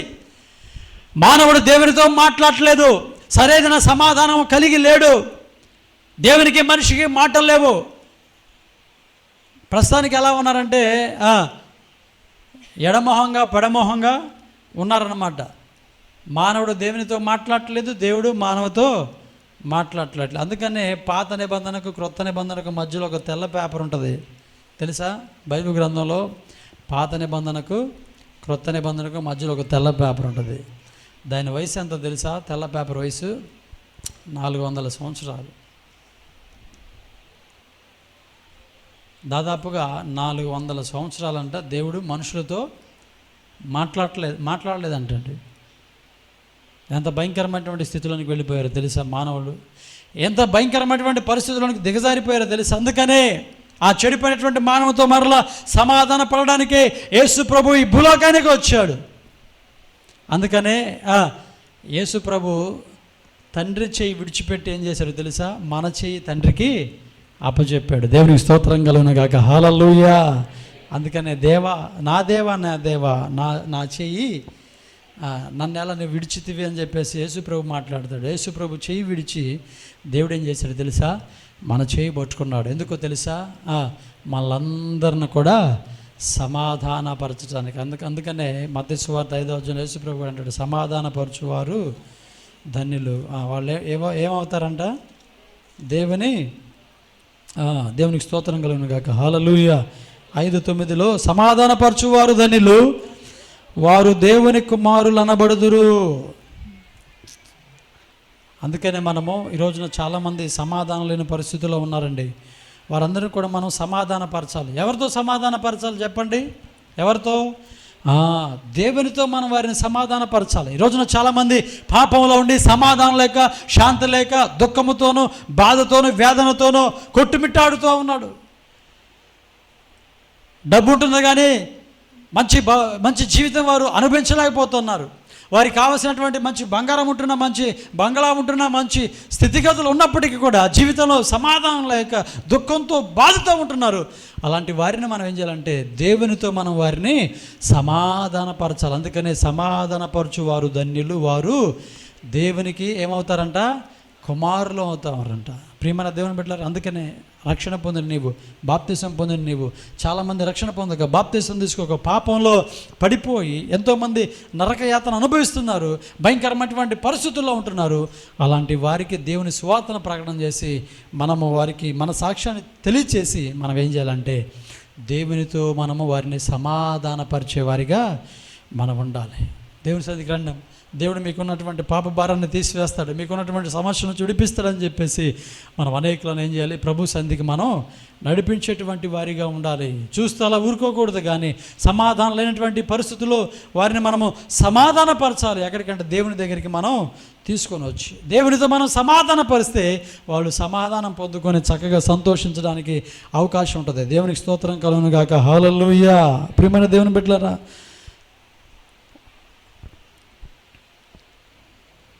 ఒక తండ్రి మీద కుమారుడు అనేక రీతిలుగా తిరుగుబాటు చేసి అలిగి ఇంట్లో నుంచి వెళ్ళిపోయాడు. కుమారుడు మంచిగా బాగుపడాలని తండ్రి రకరకాలుగా గద్దిస్తూ బుద్ధి చెప్తూ ఉన్నాడు. అది కుమారుడికి ఏమాత్రం కూడా ఇష్టపడట్లా. నిజమే, మంచి అంటే ఎవరికి ఇష్టం ఉండదండి. అదే చెడు అంటే చాలామంది ఇష్టపడుతూ ఉంటారు. మంచి మాట్లాడుతుంటే నిలబడరు, కానీ చెడు మాట్లాడుతున్నాం అనుకోండి చక్కగా నిలబడతారు. ఎందుకంటే ఈ లోకంలో మనుషులు మంచి కంటే ఎక్కువగా చెడునే ప్రేమిస్తారు. అందుకని చూడండి, చెడే ఎక్కువగా వింటారు, చెడు ఎక్కువగా మాట్లాడతారు, చెడుని ఎక్కువగా ఏం చేస్తారు? ప్రచారం చేస్తారు. ఈ లోకంలో చెడు వార్త వెళ్ళినంత వేగంగా మంచి వార్త వెళ్ళదు. కారణం ఏంటంటే మనిషి యొక్క స్వభావం అలా ఉంది. ఎన్నిసార్లు మంచి చెప్తున్నా అంగీకరించట్లా, వింటలేదు. కుమారుడు ఏం చేశాడంటే తండ్రి వద్ద నుండి పారిపోయాడు. వెళ్ళిపోయిన దగ్గర నుండి తల్లి ఏడుస్తూ ఉంది, రోధిస్తూ ఉంది, చాలా బాధపడుతూ ఉంది. ఆ తర్వాత కుమారుడు వెళ్ళాడని ఆమె ఆహారం తినక చివరికి జబ్బు పాలైపోయి మంచం పట్టింది. ఒక రోజున కుమారుని చూడాలని, కలుసుకోవాలనే ఒక ఆశతో, ఆలోచనతో మరి తల్లి ఏం చేసిందంటే ఒక పేపర్లో ప్రకటించింది, అయ్యా నీ తల్లి చనిపోబోతుంది, బలహీనమైన పరిస్థితుల్లో ఉంది, ఒకసారి నిన్ను చూడాలని ఆశపడుతుంది, ఒకసారి నువ్వు ఇంటికి రావాలని చెప్పేసి ప్రకటన చేసినప్పుడు ఆ కుమారుడు ఆ ప్రకటన చదివి, మరి మరణకరమైనటువంటి పరిస్థితుల్లో నా తల్లి ఉంది, నేను ఒకసారి వెళ్ళి దర్శించాలని చెప్పేసి ఇంటికి వెళ్ళాడు. ఇంటికి వెళ్తే తండ్రి ఆ కుమారుడిని రానివ్వడానికి ఇష్టపడట్ల, తండ్రి కుమారుడితో సమాధాన పడడానికి ఇష్టపడట్ల, తండ్రి అతనితో మాట్లాడడానికి ఇష్టపడట్ల. తల్లితో, తన భార్యతో అంటున్నాడు, వాడు ఎందుకు వచ్చాడు, వాడిని ఎవరు రమ్మన్నారు, వాడు అసలు ఈ కుటుంబంలో అడుగుపెట్టడానికి వాడు అర్హుడు కాదు, ఎందుకంటే నా మీద తిరుగుబాటు చేసి నా మాట వినకుండా వెళ్ళిపోయాడు, వాడి ఇష్టానుసారంగా ప్రవర్తిస్తున్నాడు, వాడి ఇష్టానుసారంగా తిరుగుతున్నాడు, అలాంటి వాడిని నేను ఎందుకు ఇంట్లోకి రానిచ్చావని చెప్పేసి తండ్రి మాట్లాడుతున్న సమయంలో తల్లి అంటదయ్యా, వాడేదో తెలుసు ఏదో చేశాడయ్యా, కానీ ఇప్పుడు నీవు అతనితో సమాధాన పడితే అతడు కూడా నీతో సమాధాన పడతాడు, అతడు నీతో సమాధాన పడాలని ఇష్టపడతా ఉన్నాడు, మీరిద్దరు కూడా సమాధాన పడితే చక్కగా ఈ భూమి మీద మీరు మంచిగా బ్రతకడానికి అవకాశం ఉంటుందయ్యా. అతన్ని నెట్టివేయక, అతన్ని త్రోసివేయక, అతను అపార్థం చేసుకోక నువ్వు అతనితో సమాధాన పడని చెప్పేసి అంటే భర్త, నేను సమాధాన పడ్డా, వాడు నా ఎన్ని కూడా పాడు చేసి రకరకాలుగా వాడు ఎట్లా పడితే అట్లా ఉండి తిరిగి ఇప్పుడు దాకా వచ్చాడు, నా కష్టార్జితం అంతా కూడా పాడు చేశాడు, అవసరం లేదని చెప్పేసి అంటే అట్లా కాదయ్యా, నా ప్రాణం పోబోతుంది, మిమ్మల్ని ఐక్యపరచడానికి, మీకు అనేకమైన మాటలు చెప్పడానికి నాకైతే అవకాశం లేదు, మీరు ఖచ్చితంగా నేనున్నా లేకపోయినా మీరు సమాధానంగా జీవించాలని చెప్పేసి ఆమె ఏం చేసిందంటే ఆ కుమారుని తన భర్తను దగ్గరికి పిలిచి భర్త యొక్క చేయి తీసుకొని, అదేవిధంగా కుమారుని యొక్క చేయి తీసుకొని తన భర్త చేతిలో కుమారుని చేయబెట్టి, ఇప్పటి నుండి మీ ఇద్దరు కూడా సమాధానంగా ఉండండి అని చెప్పేసి ఆమె చనిపోయిందంట. ప్రియమైన దేవుని బిడ్డలారా, 2024 సంవత్సరాల క్రితం యేసు ప్రభు కూడా అదే చేశాడు. ఇక మీ ఇద్దరు కూడా సమాధానంగా మీరు ఉండండి అని చెప్పేసి ఆమె తన ప్రాణాన్ని విడిచిపెట్టిందంట. ఇక అప్పటి నుంచి తండ్రి కుమారులు ఇద్దరు కూడా సమాధానం కలిగి జీవించారంట. దేవునికి స్తోత్రం కలుగును గాక. హల్లెలూయా. ప్రియమైన దేవుని బిడ్డలారా, ఈ లోకంలో ఎంతోమంది సమాధాన పరిస్థితుల్లో ఉన్నారు. వారిని మనం ఏం చేయాలో తెలుసా? సమాధానపరచాలి. వారి పాపాలు మనం క్షమించి వారిని సమాధాన పరిచేటువంటి వారిగా మనం ఉండాలి తప్ప వారిని మనం బాధ పెట్టేటువంటి వారిగా మనం దేవుని బిడ్డలుగా ఉండడానికి వీల్లేదండి. గ్రహాం స్టైన్ అనేటువంటి తన భార్య, తన భర్త, అదేవిధంగా ఇద్దరు కుమారుల్ని ఒరిస్సా ప్రాంతంలో ఉన్నటువంటి మత ఛాందసవాదులు ఏం చేశారంటే కారులో ఉన్నప్పుడే వారిని పెట్రోల్ పోసి తగలబెట్టారు. వాళ్ళు ముగ్గురు సజీవంగా కాలిపోయారండి. సజీవంగా కేకలేస్తూ ఆర్తనాదాలు చేస్తూ మంటల్లో కాలిపోయారు. భయంకరమైనటువంటి మరణం అది. అయితే ఆ పని చేసిన వాళ్ళు దొరికారు. అప్పుడు ఆ ప్రభుత్వం అంటుంది, అమ్మా వీరికి ఏ శిక్ష ఇవ్వమంటారు అని చెప్పేసి అంటే ఆమంటది, వాళ్ళకి ఏ శిక్ష వేయవద్దు, వారిని క్షమించి సమాధానంతో వదిలిపెట్టండి అని చెప్పేసి అంటే మన భారతదేశం అంతా కూడా బెత్తరపోయింది తెలుసా? ఆ వార్త విని మన భారతదేశం అంతా కూడా కంగుతింది. ఎవరన్నా అలాంటి మనస్తత్వం కలిగిన వాళ్ళు ఎవరున్నారు? ఈరోజు ఒక మాట అంటేనే, లేకపోతే ఒక దెబ్బ కొడితేనే, లేకపోతే ఏదన్నా చిన్న సమస్య ఒకటి ఏదన్నా కలుగు చేస్తేనే రకరకాలుగా ఈ రోజున మనుషులు ఏం చేస్తూ ఉన్నారు? పగ తీర్చుకోవడానికి ప్రయత్నాలు చేస్తూ ఉన్నారు. ఎన్ని ప్రయత్నాలు ఉంటే అన్ని ప్రయత్నాలు చేస్తున్నారు. ఏదో ఒక విధంగా అతని మీద పగ తీర్చుకోవాలి, ఆమె మీద పగ తీర్చుకోవాలి, ఆ కుటుంబం మీద పగ తీర్చుకోవాలి, వారిని జైలు పాలు చేయాలి, లేకపోతే వారిని కష్టపెట్టాలి, వారిని బాధ పెట్టాలి, వారిని ఏదో ఒక విధంగా హింస పెట్టాలి, వారిని కొట్టియాలని చెప్పేసి రకరకాలుగా ఆలోచన చేసేటువంటి మనుషులు ఉన్నటువంటి ఈ కాలంలో, ఈ దేశంలో ప్రియమైన దేవుని బిడ్డలారా, ఆమె ఎంత మంచి మాట అందంటే, వాళ్ళు దొరికినాక వాళ్ళని క్షమించి విడిచిపెట్టండి అని చెప్పేసి అన్నప్పుడు వాళ్ళు కంగు తిన్నారంట. ఈ రోజున దేవుని సన్నిధికి వస్తావు, చక్కగా పాటలు పాడతావు, దేవుని సన్నిధికి వస్తావు, ఏడుపు వచ్చినట్టే ప్రార్థన చేస్తావు, ఏ ఉపయోగం? ఎవరిని క్షమించగలుగుతున్నావు? ఎవరితో సమాధాన పడగలుగుతున్నావు? దేవుని యొక్క సన్నిధికి వస్తావు, పరిచర్య చేస్తావు, దేవుని యొక్క సన్నిధిలో కనబడతావు వారం వారం, కానీ ఎదుటి వారితో సమాధానం కలిగి ఉన్నావా? క్షమించగలిగి ఉన్నావా? దేవుని బిడ్డల్లోనే అనేకమైనటువంటి గొడవలు, పోట్లాట్లు, అనేకమైనటువంటి కక్షలు, అసూయ, ద్వేషాలు, అనేకమైన కేసులు, రాజకీయ గొడవలు. వీళ్ళందరూ దేవుని బిడ్డలే, దేవుని సన్నిధికి వచ్చేవాళ్ళే. ఎంత సిగ్గుచేటు అండి, ఎంత సిగ్గుచేటు. ఆమె ఎవరు? మన భారతదేశానికి సంబంధించిన వాళ్ళు కాదు వాళ్ళు. కాబట్టి అలా క్షమించని చెప్పేసి అంత మన భారతదేశంలో వాళ్ళకి అలాంటి మనస్తత్వము రాదండి, రాదు. ఆస్ట్రేలియా నుంచి వచ్చారు వాళ్ళు, ఆస్ట్రేలియా దేశం నుంచి వచ్చారండి, ఇక్కడికి వచ్చి వాళ్ళ ప్రాణాలు పెట్టారు. ఎవరి కోసం? మన కోసం. ఈ రోజున సమాధానపరచడానికి బదులుగా కష్టపెడుతున్నాం, బాధ పెడుతున్నాం, అనేక రకాలుగా ప్రజలను ఇబ్బందికరమైనటువంటి పరిస్థితుల్లోనికి మనం తీసుకుని వెళ్తున్నాం. కాదండి, చూడండి, తండ్రికి అంత మంచి మనసు. ఆ మంచి మనసు మనం ఎందుకు కలిగి ఉండట్లేదు?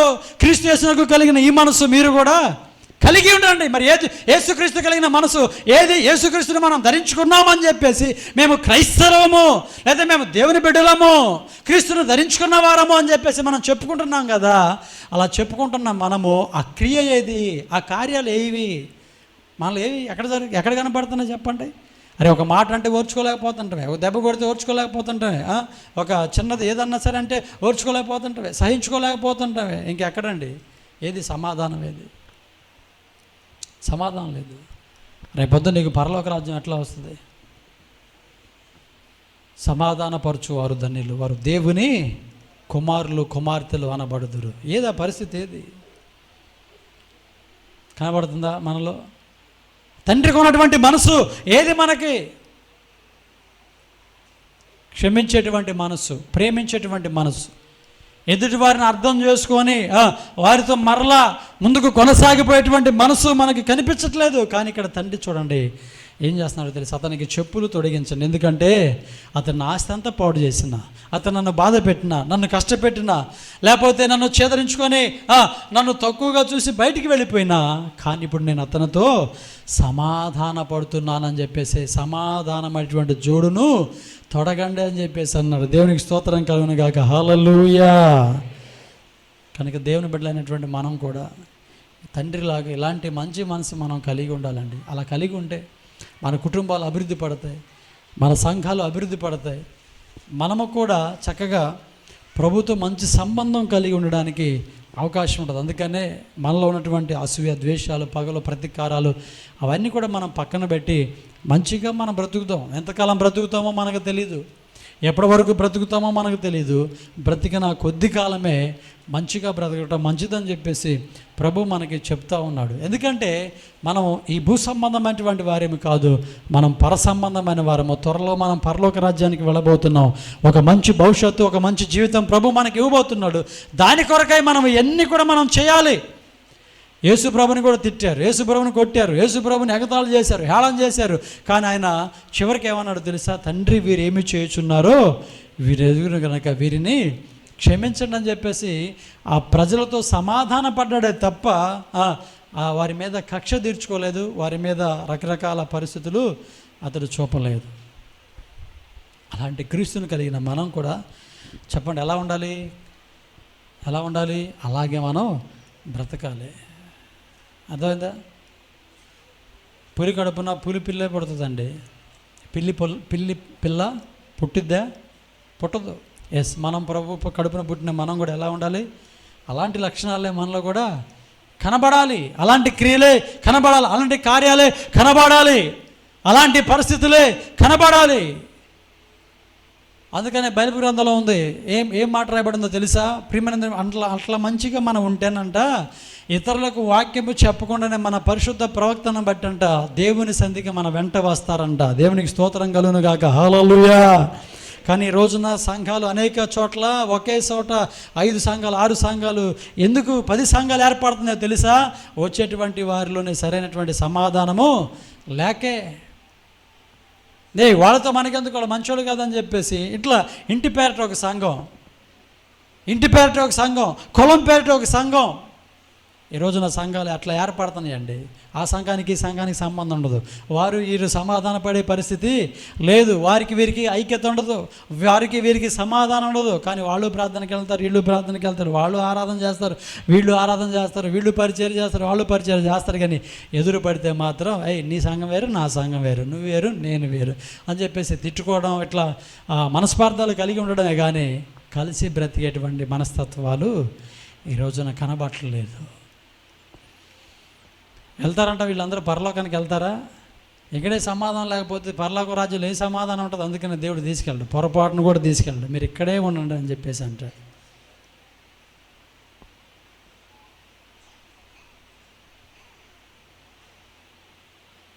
కనుక దేవుని బిడ్డలని మనం అలాంటి చెడు మనసు కలిగి మనం ఉండకూడదండి.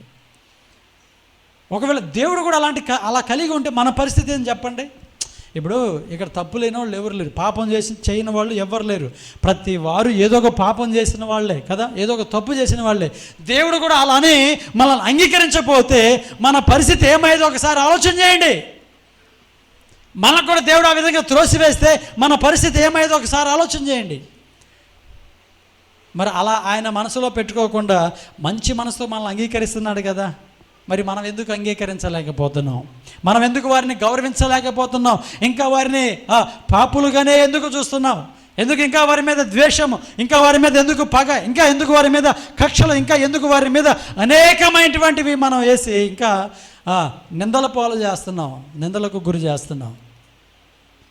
ఒకసారి మనం ఆలోచన చేయాలి.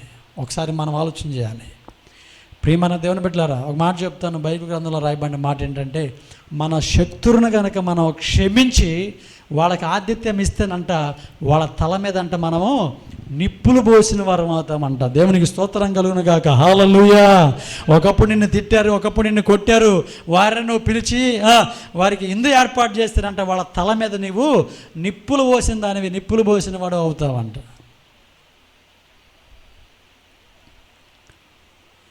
అంటే ఏంటి దాని అర్థం ఏంటి? అంటే వాళ్ళని కాల్చటం కాదు, అంత శ్రేష్టమైన విలువ నీవు వారి జీవితంలో నువ్వు కలిగి ఉంటావు. దేవునికి స్తోత్రం కలుగును గాక. హల్లెలూయా. మంట ఏ విధంగా అయితే మొత్తాన్ని కాల్చివేస్తుందో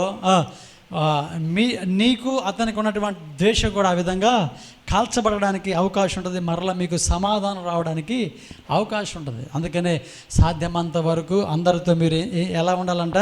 సమాధానముగా ఉండడనే దేవుని యొక్క వాక్యము తెలియజేస్తుంది. తండ్రి కూడా అదే చేశాడయ్యా, నువ్వేదో తప్పు చేసావు, ఏదో పొరపాటు చేసావు, నా జీవితంలో నీవు అలా చేసావు ఇలా చేసావని నేను మాట్లాడను. ఎందుకో తెలుసా? నీతో నేను ఇప్పుడు శ్రేష్టమైన మంచి సమాధానము కలిగి ఉన్నాను, సమాధానంతో నీకు నా దగ్గర నువ్వు బ్రతుకు అని చెప్పేసి అతడుకు సమాధానం అనేటువంటి చెప్పులు అతనికి తొడగడం జరిగింది. దేవునికి స్తోత్రం కలుగును గాక. హల్లెలూయా. కనుక ప్రియమైన దేవుని బిడ్డలారా, సమాధానం చాలా ప్రాముఖ్యమైనది. సమాధానం చాలా విలువైనదండి. సమాధానం చాలా ప్రశస్తమైనది. అందుకనే కుటుంబస్తుల ఎడల, తోటి వారి ఎడల ఇట్టి సమాధానం కలిగి మనం వారి శత్రువుల ఎడల కూడా మంచి పేరును మనం సంపాదించుకుందాం. దేవునికి స్తోత్రం కలుగును గాక. హల్లెలూయా. తర్వాత 4వదిగా ముగిస్తున్నాను. 4వదిగా ఏమంటున్నాడు? క్రొవ్విన దూడను ఏం చేయమంటున్నాడు? వధించండి. ప్రశస్త వస్త్రము త్వరగా తెచ్చి వీనికి కట్టి వీని చేతికి ఉంగరము పెట్టి పాదములకు చెప్పులు తొడిగించుడి. క్రొవ్విన దూడను తెచ్చి వధించుడి, మనము తిని సంతోషపడ. క్రొవ్విన దూడ, ప్రియమైన దేవుని పెట్టారా, ఇప్పుడు ఇక్కడ ఒక అపార్థం చేసుకోవద్దు. యేసు ప్రభు నమ్మిన వాళ్ళందరూ కూడా ఖచ్చితంగా మాంసం తినాలని చెప్పేసి అనుకోవద్దు, అపార్థం చేసుకోవద్దు. యేసు ప్రభు నమ్మిన వాళ్ళందరూ ఖచ్చితంగా మాంసం తినాలని వాక్యం చెప్పట్లేదు. ఇష్టం తినొచ్చు, తినకపోవచ్చు. క్రొవ్విన దూడ దేనికి సాదృశ్యంగా ఉందంటే సంతోషమునకు సాదృశ్యంగా ఉంది. చెప్పండి, దేనికి సాదృశ్యంగా ఉంది? సంతోషము. క్రొవ్విన దూడ, క్రొవ్విన దూడని ఎందుకు రాయబడింది? మామూలు దూడని రాయొచ్చుగా. ఇప్పుడు ఎవరైనా కొనడానికి బక్క చిక్కిపోయినటువంటి దూడను, అదేవిధంగా బాగా బలిసిన దూడ ఉందనుకోండి, దేన్ని కొంటారు, దేన్ని ఇష్టపడతారు చెప్పండి? నాగులాగా బక్కగా ఉన్న దాన్ని కొనడానికి ఇష్టపడతారా? మరి దేన్ని ఇష్టపడతారు? బాగా కవ్వు బట్టి బలిసిన దాన్ని కొనడానికి ఇష్టపడతారు కదా. అంటే అందులో మంచి మాంసం వస్తుంది, ఎక్కువ వస్తుంది అని చెప్పేసి ఇష్టపడతారు. అంటే ఆ క్రొవ్విన దూడ సంతోషమునకు సాదృశ్యంగా, అంటే దానితో ఏం చేయమంటున్నాడు? విందు చేయమంటున్నాడు. విందు దేనికి సాదృశ్యం చెప్పండి? దేనికి సాదృశ్యం? సంతోషమునకు సాదృశ్యం. దేవునికి స్తోత్రం కలుగును గాక. హల్లెలూయా. ఎందుకు ఆ సంతోషం అంటే చూడండి, లోకాసు వార్త 15వ అధ్యాయం 7వ వచనంలో మనం చూస్తే, అటువలే మారు మనసు అక్కర్లేని 99 మంది నీతిమంతుల విషయమై కలుగు సంతోషము కంటే మారు మనసు పొందు ఒక్క పాపి విషయమై పరలోకమందు ఎక్కువ సంతోషము కలుగును. దేవునికి స్తోత్రం కలుగును గాక. హల్లెలూయా. దేవునికి ఏది సంతోషమో తెలుసా? ఒక పాపి మారు మనసు పొందడం, పాపము నుండి విడుదల పొందడం, ఒక పాపపు జీవితాన్ని విడిచిపెట్టి దేవుని యొద్దకు రావడం అంట.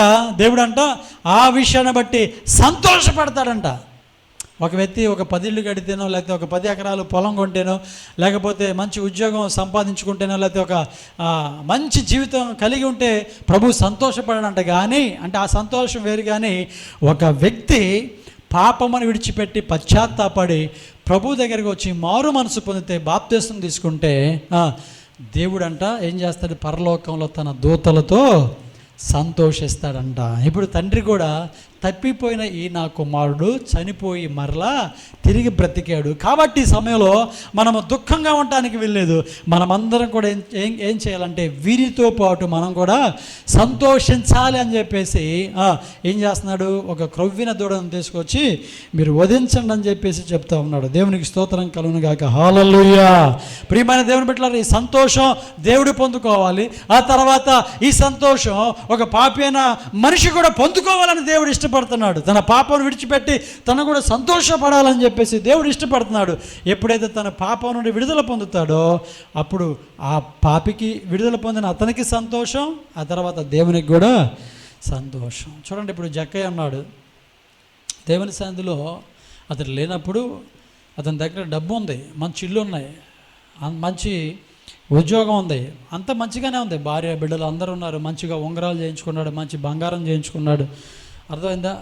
రకరకాల ఆస్తిపాస్తులు అన్నీ ఉన్నాయి, బ్రహ్మాండంగా ఉన్నాడు. కానీ అతనికి ఏం లేదో తెలుసా? మనసుకు ప్రశాంతత లేదు. అందుకనే మనసుకు ప్రశాంతత ఇచ్చేటువంటి యేసు ఎవరో చూడాలనుకున్నాడంట. ఎప్పుడైతే అతడు చెట్టు ఎక్కాడు, యేసుప్రభు ఎప్పుడైతే అతని దగ్గరికి వెళ్ళాడు, ఒక మాట అన్నాడు, జక్కయ్య త్వరగా దిగము, నేడు నేను నీ ఇంట ఉండవలసింది అని చెప్పేసి అంటే అతడు ఏడవలేదు. కానీ అక్కడ రాయబడిన మాట ఏంటంటే సమయం లేదు కానీ త్వరగా దిగి ఎలా అంట చెప్పాలి గట్టిగా, ఎలా అంట? మీ ముఖాల్లో సంతోషం కనపట్ల ఏమైందో మరి ఈరోజు చెప్పండి అమ్మా, ఏమైంది? పాస్టర్ గారు నువ్వు ఏదైనా చెప్పు కానీ శత్రువులను క్షమించమంటే మా వల్ల కాదంటారా?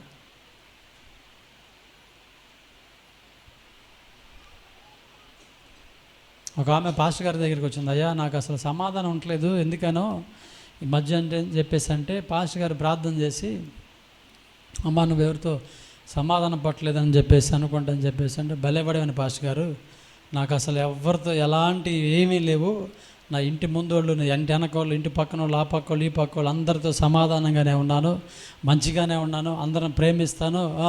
ఎవరు వచ్చి ఉల్లిపాయ అడిగిన ఇస్తాను, ఎవరైనా ఉప్పు అడిగితే ఇస్తాను, ఎవరు ఏదో వచ్చిన అడిగితేనమ్మా బంగారం అడిగితే ఇస్తావా, అది కాదులే పాస్టర్ గారు, ఏమైనా చిన్న చిన్నవి కావాలంటే అడిగితే ఇస్తాను, అందరితో సమాధానంగా ఉన్నాను. నేను ఎవరితో గొడవ పెట్టుకోను, ఎవరితో నేను ఏమి చేయను, అందరితో మంచిగా ఉంటాను, బ్రహ్మాండంగా ఉంటాను అని చెప్పేసి అంటే, కాదమ్మా ఎవరితో నువ్వు సమాధానం పట్టలేదు, అందుకని నీకు మనశ్శాంతి లేకుండా పోతుందని చెప్పేసి, సరేలే కానీ మంచిదే కానీ మరి నీ భర్తతో కూడా ఆ ఒక్క మాట అనబాకు, ఆ ఒక మాట జ్ఞాపకం చేసుకో. ప్రపంచంలో ఎవరితోనైనా సమాధాన పడతాను కానీ ఎవరితో మంచిగా ఉంటాను, ఎవరితోనైనా మంచిగా ఉంటాను, ఆయనతో మాత్రం సమాధాన పడే ప్రసక్తే లేదు సచ్చిందాక అని చెప్పేసిన. అందుకని నీకు మనశ్శాంతి లేకుండా పోతున్నావు. ముందు ఏం చేయాలి, నీ భర్తతో నువ్వు సమాధానం పడు కదండి. నిజమే, కొంతమంది అందరినీ క్షమిస్తారని లోకులందరినీ క్షమిస్తారు కానీ ఇంట్లో వాళ్ళని మాత్రం శత్రులుగానే చూస్తారు.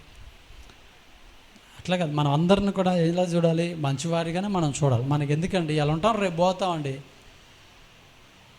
ఎవరైతే మన మీద పగగా ఉన్నారో, ఇప్పుడు దేవుడు ఒక మాట అన్నాడు ఏంటంటే, పగ తీర్చుట నా పని, నాకు అవకాశం ఏంటని చెప్పేసి అంటే, మనం ఆయనకు అవకాశం ఇవ్వకుండా మనం ఏం చేస్తున్నాం, పరిగెత్తుతున్నాం. ఏం చేస్తున్నాం, మనమే పరిగెత్తుతున్నాం. ఆ పని మనమే చేయాలి. యుద్ధము యెహోవాదే, దేవుడు యుద్ధం చేసిన దాకా ఆకుండా ఏం చేస్తున్నామంటే మనమే ఆరాట పడుతున్నాం. ఎందుకు, దేవుని చేతులకు అప్పగించి ప్రశాంతంగా మనం బ్రతికితే దేవుడే చూసుకుంటాడండి. మనకెందుకు, ఇవాళ నుండి రేపు వెళ్ళేటువంటి మనకెందుకండి చెప్పండి. ఆ 4 రోజులు ప్రశాంతంగా మనం బ్రతికామనుకోండి, పరలోక రాజ్యానికి వెళ్ళడానికి ఇక మనకి ఏ ఆటంకాలు ఉండనే ఉండవు. దేవునికి స్తోత్రం కలుగును గాక. హల్లెలూయా.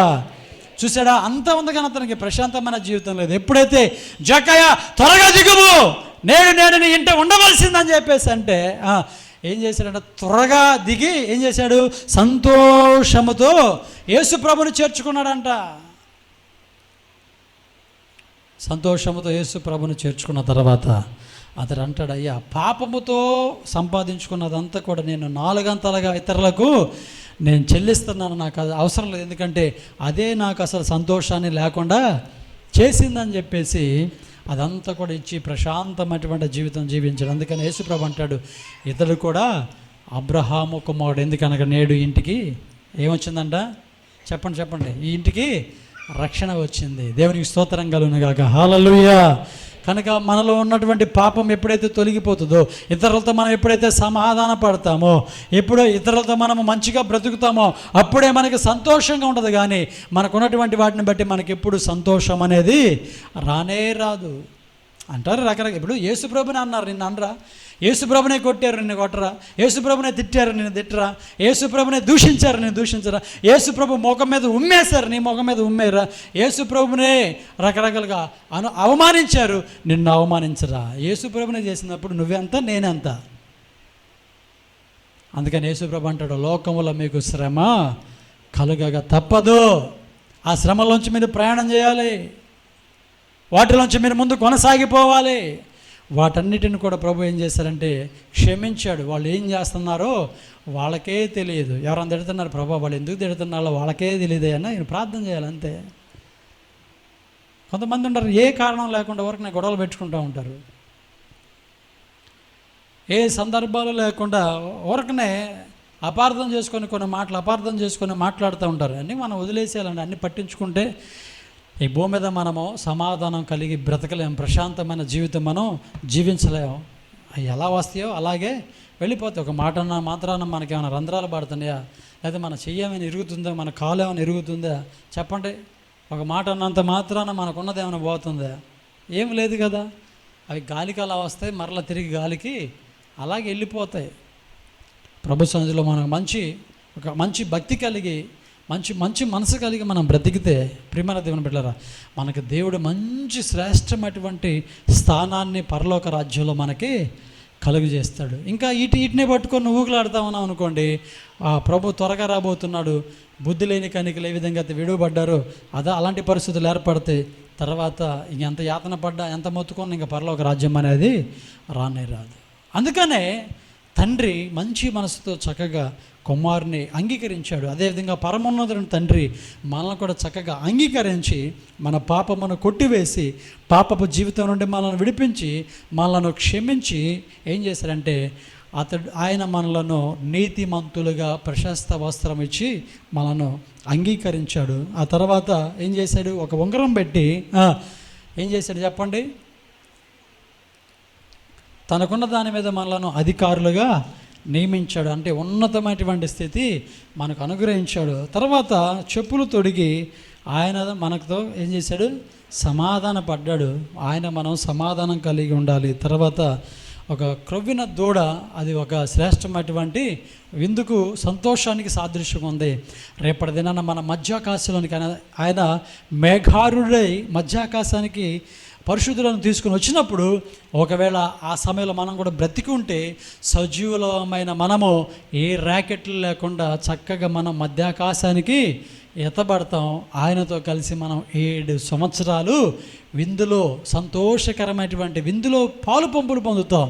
ఒకవేళ చనిపోయామనుకోండి, దేవుడు మనల్ని ఆ సమయంలో లేపి ఆ విందులోనికి మనలను తీసుకొస్తారు. ఒకవేళ బ్రతికి ఉన్నామనుకోండి, సజీవులుగా మనం ఆయన దగ్గరికి వెళ్ళిపోతాం. ఆయనతో చక్కగా మనం విందు చేస్తాం. చెప్పండి, 7 ఏళ్ళు మంచి విందు కావాలా? లేకపోతే ఈ లోకంలో ఈ తగాదుల పోట్లాట్లు ఇవే కావాలా? ఈ జుట్టు పిక్కోటాలు, కొట్టుకోటాలు, తిట్టుకోటాలు ఇవే కావాలా? ప్రభుత్వ విందు కావాలా? చెప్పండి, ఏది కావాలి? ప్రభుత్వ విందు కావాలా? ప్రభుత్వ సంతోషం కావాలా? ఈ సంతోషం లేనటువంటి గొడవలు, పోట్లాట్లు ఇవి కావాలా మనకి? చెప్పండి, ఏవి కావాలి? నాకైతే ప్రభుతో సదాకాలము విందే కావాలి. ఎందుకంటే ఇక్కడ మనం చేస్తున్న విందులకు దేవునితో చేసేటువంటి విందుకి చాలా వ్యత్యాసం ఉంటుంది. దేవునికి స్తోత్రం కలుగును గాక. హల్లెలూయా.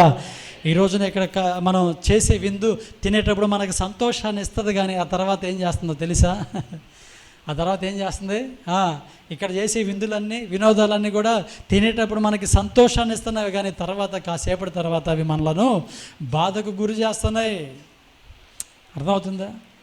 మనం ఒక విందుకి వెళ్తే హల్వా బాగుందంట, పాపం ఆయన బంతిలో తిన్నాడు, నా పక్కనే కూర్చున్నాడు. మేమందరం కలిసి వెళ్ళాను కారులో, నా పక్కనే కూర్చున్నాడు, తిన్నాడు.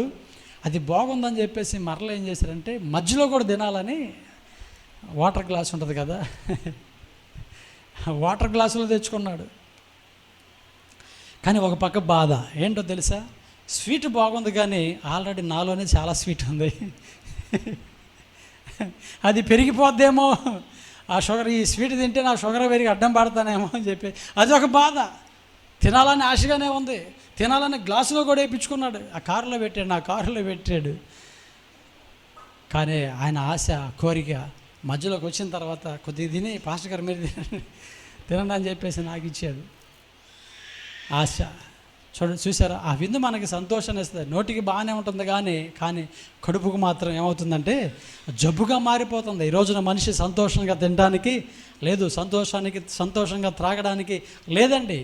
విందుని సంతోషంగా ఆరగించడానికి ఈ రోజున మనిషికి అవకాశము లేదు. అందుకని ఈ రోజున ఫేస్బుక్లో, యూట్యూబ్లో రకరకాలుగా ఉప్పు లేకుండా తినండి, కారం లేకుండా తినండి, నూనె లేకుండా తినండి, ఒట్టివే తినండి, పచ్చివే తినండి. మనిషి చాలామంది తింటున్నారు, కానీ తృప్తికరమైనటువంటి తిండి ఈరోజు తింటలేదు. భయంతో తింటున్నారు, బాధతో తింటున్నారు, పత్యాలతో తింటున్నారు. సంతోషంగా ఎవరు తింటలా? కానీ ఇక్కడ తినకపోయినా రేపటి తినాలంటే ప్రభుత్వం 7 ఏండ్లు, 1 రోజు కాదు, 2 రోజులు కాదు, 7 రోజులు కాదు, 7 నెలలు కాదండి, ఎన్ని సంవత్సరాలు? 7 ఏండ్లు మధ్యాకాశంలో మనకి శ్రేష్టమైన సంతోషకరమైనటువంటి విందు ప్రభు సిద్ధపరుస్తున్నాడు. కాబట్టి ఎన్ని పక్కకు నెట్టేసి త్వరలో నాతో పాటు మీరు కూడా ఏం చేయాలో తెలుసా? విందులో కనబడాలి. కనబడతారు అందరూ? దేవుని స్తోత్రం కలుగును గాక. హల్లెలూయా. కనబడతారు అందరూ? మీరందరూ కనబడాలని ఆశిస్తూ మాటలు ముగిస్తున్నాను. అట్టి కృప ప్రభు మనకు అనుగ్రహించును గాక. ఆమేన్. అందరూ కూడా లేచి నిలబడండి, చిన్న ప్రార్థన చేసుకుని ముగించుకుందాం.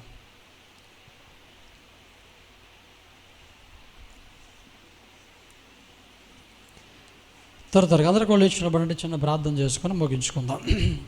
ఈ ఉదయకాల సమయంలో ప్రభు మనతో మాట్లాడేటువంటి ఈ మాటలు చక్కగా మన మనసులో ఉంచుకొని వాక్య ప్రకారం మనం నడుద్దాం. పాపం నుండి విడిపించబడినటువంటి కుమారుడు తండ్రి దగ్గరికి వచ్చాడు. ఎప్పుడు వస్తాడని చెప్పేసి ఆయన ఎదురు చూసిన రీతిగానే ఒకరోజు వచ్చాడు. కానీ తండ్రి అతన్ని తిట్టలేదు, కొట్టలేదు. అపార్థం చేసుకోలేదు, గత జీవితాన్ని గుర్తు చేసుకోలేదు, జ్ఞాపకం చేయలేదు. కానీ పరిగెత్తుకుంటూ తండ్రి వెళ్ళి మెడ మీద ముద్దు పెట్టుకొని తనను ప్రేమించి తన ఇంటికి ఆహ్వానించాడు. తన ఇంటికి వచ్చినటువంటి కుమారునికి ప్రశస్త వస్త్రము కప్పి అతను అంగీకరించాడు, నీతిమంతుడిగా అతను అంగీకరించాడు.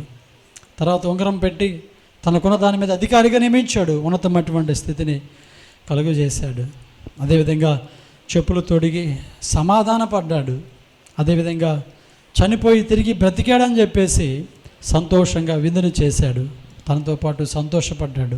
ప్రియమైన దేవుని బిడ్డలారా, పాపంతో మనం అంటే ప్రభు సంతోషపడడు. కానీ ఎప్పుడైతే మనం పాపం విడిచిపెట్టి ప్రభుతో సమాధాన పడతామో, ప్రభు దగ్గరికి వస్తామో, ప్రభుతో కలిసి సహవాసం చేస్తామో, అప్పుడు శ్రేష్టమైనటువంటి సంతోషం ప్రభుకి మనం ఇవ్వగలుగుతాం.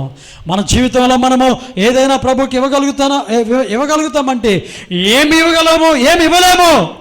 మనం పాపము నుండి విడిపించబడి పాపమును విడిచిపెట్టి దేవుని యొక్క సన్నిధిలో శ్రేష్టమైనటువంటి మంచి జీవితము, మంచి భవిష్యత్తు, పాపము లేని పరిశుద్ధ జీవితం ఎప్పుడైతే మనం జీవిస్తామో అదే ప్రభుని సంతోషపరుస్తుంది, అదే ప్రభుని సంతోషపరుస్తుంది. అందుకనే మనం ప్రభు యొక్క సన్నిధిలో ప్రభుని సంతోషపడదాం, ప్రభుని సంతోషపడదాం. ఏమిచ్చి ప్రభుని ఘనపరచలేము, ఏమిచ్చి ప్రభుని సంతోషపరచలేము. మనకున్నటువంటి మనలో ఉన్నటువంటి దేవుణ్ణి సంతోషపరచకుండా ఏదైతే ఏ పాపం అయితే అడ్డుకుంటుందో ఆ పాపముని విడిచిపెట్టి ప్రభు సంధిలో ప్రభుని సంతోషపడదాం.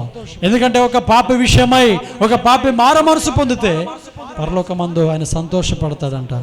ఆయన తన దూతలతో సంతోషపడతాడు. కనుక ఈ సమయంలో చిన్న ప్రార్థన చేద్దాం. రెండు చేతులు ఆకాశం వైపు చెప్పి చిన్న ప్రార్థన చేద్దాం. ప్రభువా, నాలో ఉన్న ప్రతి పాపమును క్షమించి నాయన, నాలో ఉన్న ప్రతి పాపమును క్షమించి, తప్పిపోయిన కుమారుడు ఏ విధంగా నీ దగ్గరికి వచ్చినప్పుడు నీవు ప్రేమించి ఆహ్వానించి అయ్యా చేర్చుకున్నావు, ఆ విధంగా ప్రభా నన్ను కూడా చేర్చుకో, నా కుటుంబాన్ని కూడా మీరు చేర్చుకోండి. నా కుటుంబంలో ఉన్న ప్రతి వారి పాపమును క్షమించి ప్రభా మీరు కూడా చేర్చుకొని ప్రశస్తమైన వస్త్రము, ఉంగరము, చెప్పులు, శ్రేష్టమైనటువంటి ప్రభా అయా విందు అయ్యా మీరు ఏర్పాటు చేయండి, మీరు ఇవ్వండి ప్రభా. ఆ కార్యాలు మా జీవితాల్లో కూడా మీరు కలుగొచ్చేయండి ప్రభా అని చెప్పేసి చిన్న ప్రార్థన చేద్దాం. అదేవిధంగా ప్రభా నేను కూడా తండ్రి ఇక ఎన్నటికీ కూడా ప్రభా మరలా పాపంలోనికి వెళ్లకుండా తండ్రి నీలోనే నమ్మకస్తురాలుగా నేను జీవిస్తాను ప్రభా. నిన్ను సంతోషపరుస్తానయ్యా, ఎల్లకాలము నేను బ్రతికున్నంత కాలము నేను సంతోషపరుస్తానని చెప్పేసి ఒక చిన్న తీర్మానం చేసుకుందాం, ఒక చిన్న తీర్మానం తీసుకుందాం, ఒక చిన్న తీర్మానం చేసుకుందాం. నన్ను సమాధానపరచడానికి పరమందున్నటువంటి దేవుడి భూలోకానికి వచ్చి తన ప్రాణాన్ని పెట్టాడు. నన్ను సమాధానపరచడానికే ఆయన తన ప్రాణం పెట్టాడు. నన్ను తన రాజ్యానికి తీసుకొని వెళ్ళడానికే అవమానపడ్డాడు, ఆవేదన చెందాడు, బలహీనుడిగా మారిపోయాడు, కొరడాల చేత కొట్టబడ్డాడు, తిట్టబడ్డాడు, ఉయ్యబడినవి అనేక రకాలుగా హేళన చేయబడ్డాడు, ఎగతాళు చేయబడ్డాడు, నిందించారు,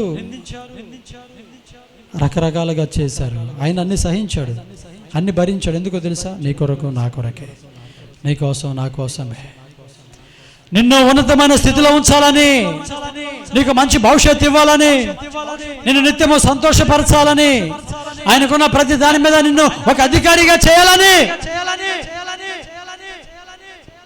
ఈ రోజుల్లో ఎవరు కోరుకుంటారండి? ఎవరు అనుకుంటారు? మనం బాగుపడుతుంటే అసూయపడే వాళ్ళు ఎక్కువ ఉన్నారు, కానీ మనల్ని బాగు చేసేవాళ్ళు ఎవరు కనపడుతున్నారు? కానీ ప్రభు మనల్ని బాగు చేయాలని కోరుకుంటున్నాడు. అంత మంచి మనసుతో మనల్ని ప్రేమిస్తుండగా, పిలుస్తూ ఉండగా, తన గాయపడినటువంటి రెండు హస్తాలు చాపి పిలుస్తూ ఉండగా, ఈ సమయంలోనే ఇంకెవరైతే రక్షణ పొందలేదో, ఇంకెవరైతే బాప్తిసం తీసుకోవాలో, ఇంకెవరైతే పాప జీవితంలో సమాధాన పరిస్థితిలో ఉన్నారో, పాపంలోనే జీవిస్తున్నారో, అటు వారిని ప్రభు ప్రేమతో పిలుస్తుండగా ప్రభుతో మంచి జీవితాన్ని జీవించాలని దైవ సేవకుడిగా ఈ సమయంలో ఆహ్వానిస్తున్నాను. ఇక మీ పాప జీవితానికి సెలవు చెప్పి పాప జీవితాన్ని ముగించుకొని పాపమును విడిచిపెట్టి పశ్చాత్తాపడి తదుపరి మంచి జీవితాన్ని ప్రభుతో గడపాలని ఈ సమయంలో ప్రభు ఆహ్వానిస్తూ ఉండగా ఆహ్వానాన్ని మన్నించి చక్కగా మంచి భవిష్యత్తును పొందుకోవాలని ప్రేమతో తెలియజేస్తా ఉన్నాం. మట్టి తీర్మానం ప్రభు స్థిరపరచును గాక. ఆమె చిన్న ప్రార్థన చేసుకుందాం. మన మధ్య అబ్రహం గారిని చిన్న ప్రార్థన చేస్తారు, ప్రార్థన చేసుకుని ముగించుకుందాం. ప్రార్థన చేసుకున్నాం. పరిశుద్ధుడా, మహోన్నతుడా, స్తోత్రార్హుడైన మా యేసయ్య, ఉదయకాల సమయంలో మీరు మా కోసం ఇచ్చిన ఈ పునరుద్ధాన దినం రోజు ఈ విధంగా నేను, సంఘబిడ్డలు, గ్రామస్తులు అందరూ నీ మాటలు వినటానికి మీరు ఇచ్చిన శ్రేష్టమైన సమయంలో వందనాలు చెల్లిస్తున్నాం ప్రభువా. ఎంతో ప్రేమించే దేవుడు, పాపిని ప్రేమించే దేవుడు, పాపంలో ఉన్న మనిషిని నాయన పాపం నుండి విడిపించి ప్రశస్తమైన వస్త్రము ధరింపజేసే దేవుడు, సంతోషకర ఉంగరాన్ని ధరింపజేసే దేవుడు, చెప్పులను నాయన మీరు తొడిగించే దేవుడు. దేవా, తే కాదు క్రొవ్విన దూడను వధించి సంతోషించుండని ఒక పాపి విషయంలో శ్రేష్టమైన వాటిని ధరింపజేసి సంతోషపరచగలిగిన శక్తి కలిగిన ప్రేమ కలిగిన ఉన్నతుడమైన దేవుడు నువ్వే నాయన. నువ్వు తప్ప ఈ లోకంలో ఎవరు లేరని ప్రభా మేము నమ్మి ఉన్నావు తండ్రి. నాయన నీకే స్తోత్రం. మానవులైన పాపులైన వారిని నశించిపోతున్న వారిని నాయన రక్షించడానికి లోకానికి వచ్చి వారి పాపమును విడిపించి నాయన ఇదిగో నీ పరిశుద్ధమైన రక్తమును నాయన అయ్యా భూలోకంలో ఉన్న ప్రతి మానవ నిమిత్తమును నాయన కార్చిన దేవుడవు. ఇలాంటి గొప్ప దేవుడు ఎవరున్నారు తండ్రి? నీవే గొప్ప దేవుడు అని మేము నమ్మి ఉన్నాం. ఆ విధంగా ప్రభు ఇంకా అందరూ నమ్మలేదు నాయన. నిన్ను నమ్మి నీ మార్గంలో నడుచుకోవడానికి నీ కృప దయచేయండి. నేను మేము ఒకరినొకరు తండ్రి నువ్వు మమ్మల్ని ఎలా క్షమించావో, క్షమించి మమ్మల్ని ఎలా ప్రేమించావో మేము కూడా ఒకరినొకరు క్షమించి వారిని ప్రేమించడానికి మంచి మనస్సును మీరు ఉదయకాల సమయం ముందు అయ్యా మా అందరికీ మీరు దయచేసి ఆ దిశలో మమ్మల్ని నడిపించమని ప్రార్థిస్తున్నాం ప్రభా. సమయంలో చేరి వచ్చిన ప్రతి బిడ్డను బట్టి మీకు స్తోత్రాలు చెల్లిస్తున్నాం. బలహీనైన వారిని బలపరచండి, రోగులను స్వస్థపరచండి, మనశ్శాంతి లేని మనశ్శాంతిని మీరు అనుగ్రహించమని ప్రార్థిస్తున్నాం తండ్రి. నీ శ్రేష్టమైన మార్గంలో నాయన ఈ విధంగా నడుచుకోవడానికి నీ కృప దయచేయండి. ఉదయకాల సమయం ముందు నాయన వర్తమానం అందించిన మీ దాసునిగా బలపరచని మీ సన్నిధిలో వాడుకోమని ప్రార్థన చేయించున్నాం. గ్రామానికి నాయన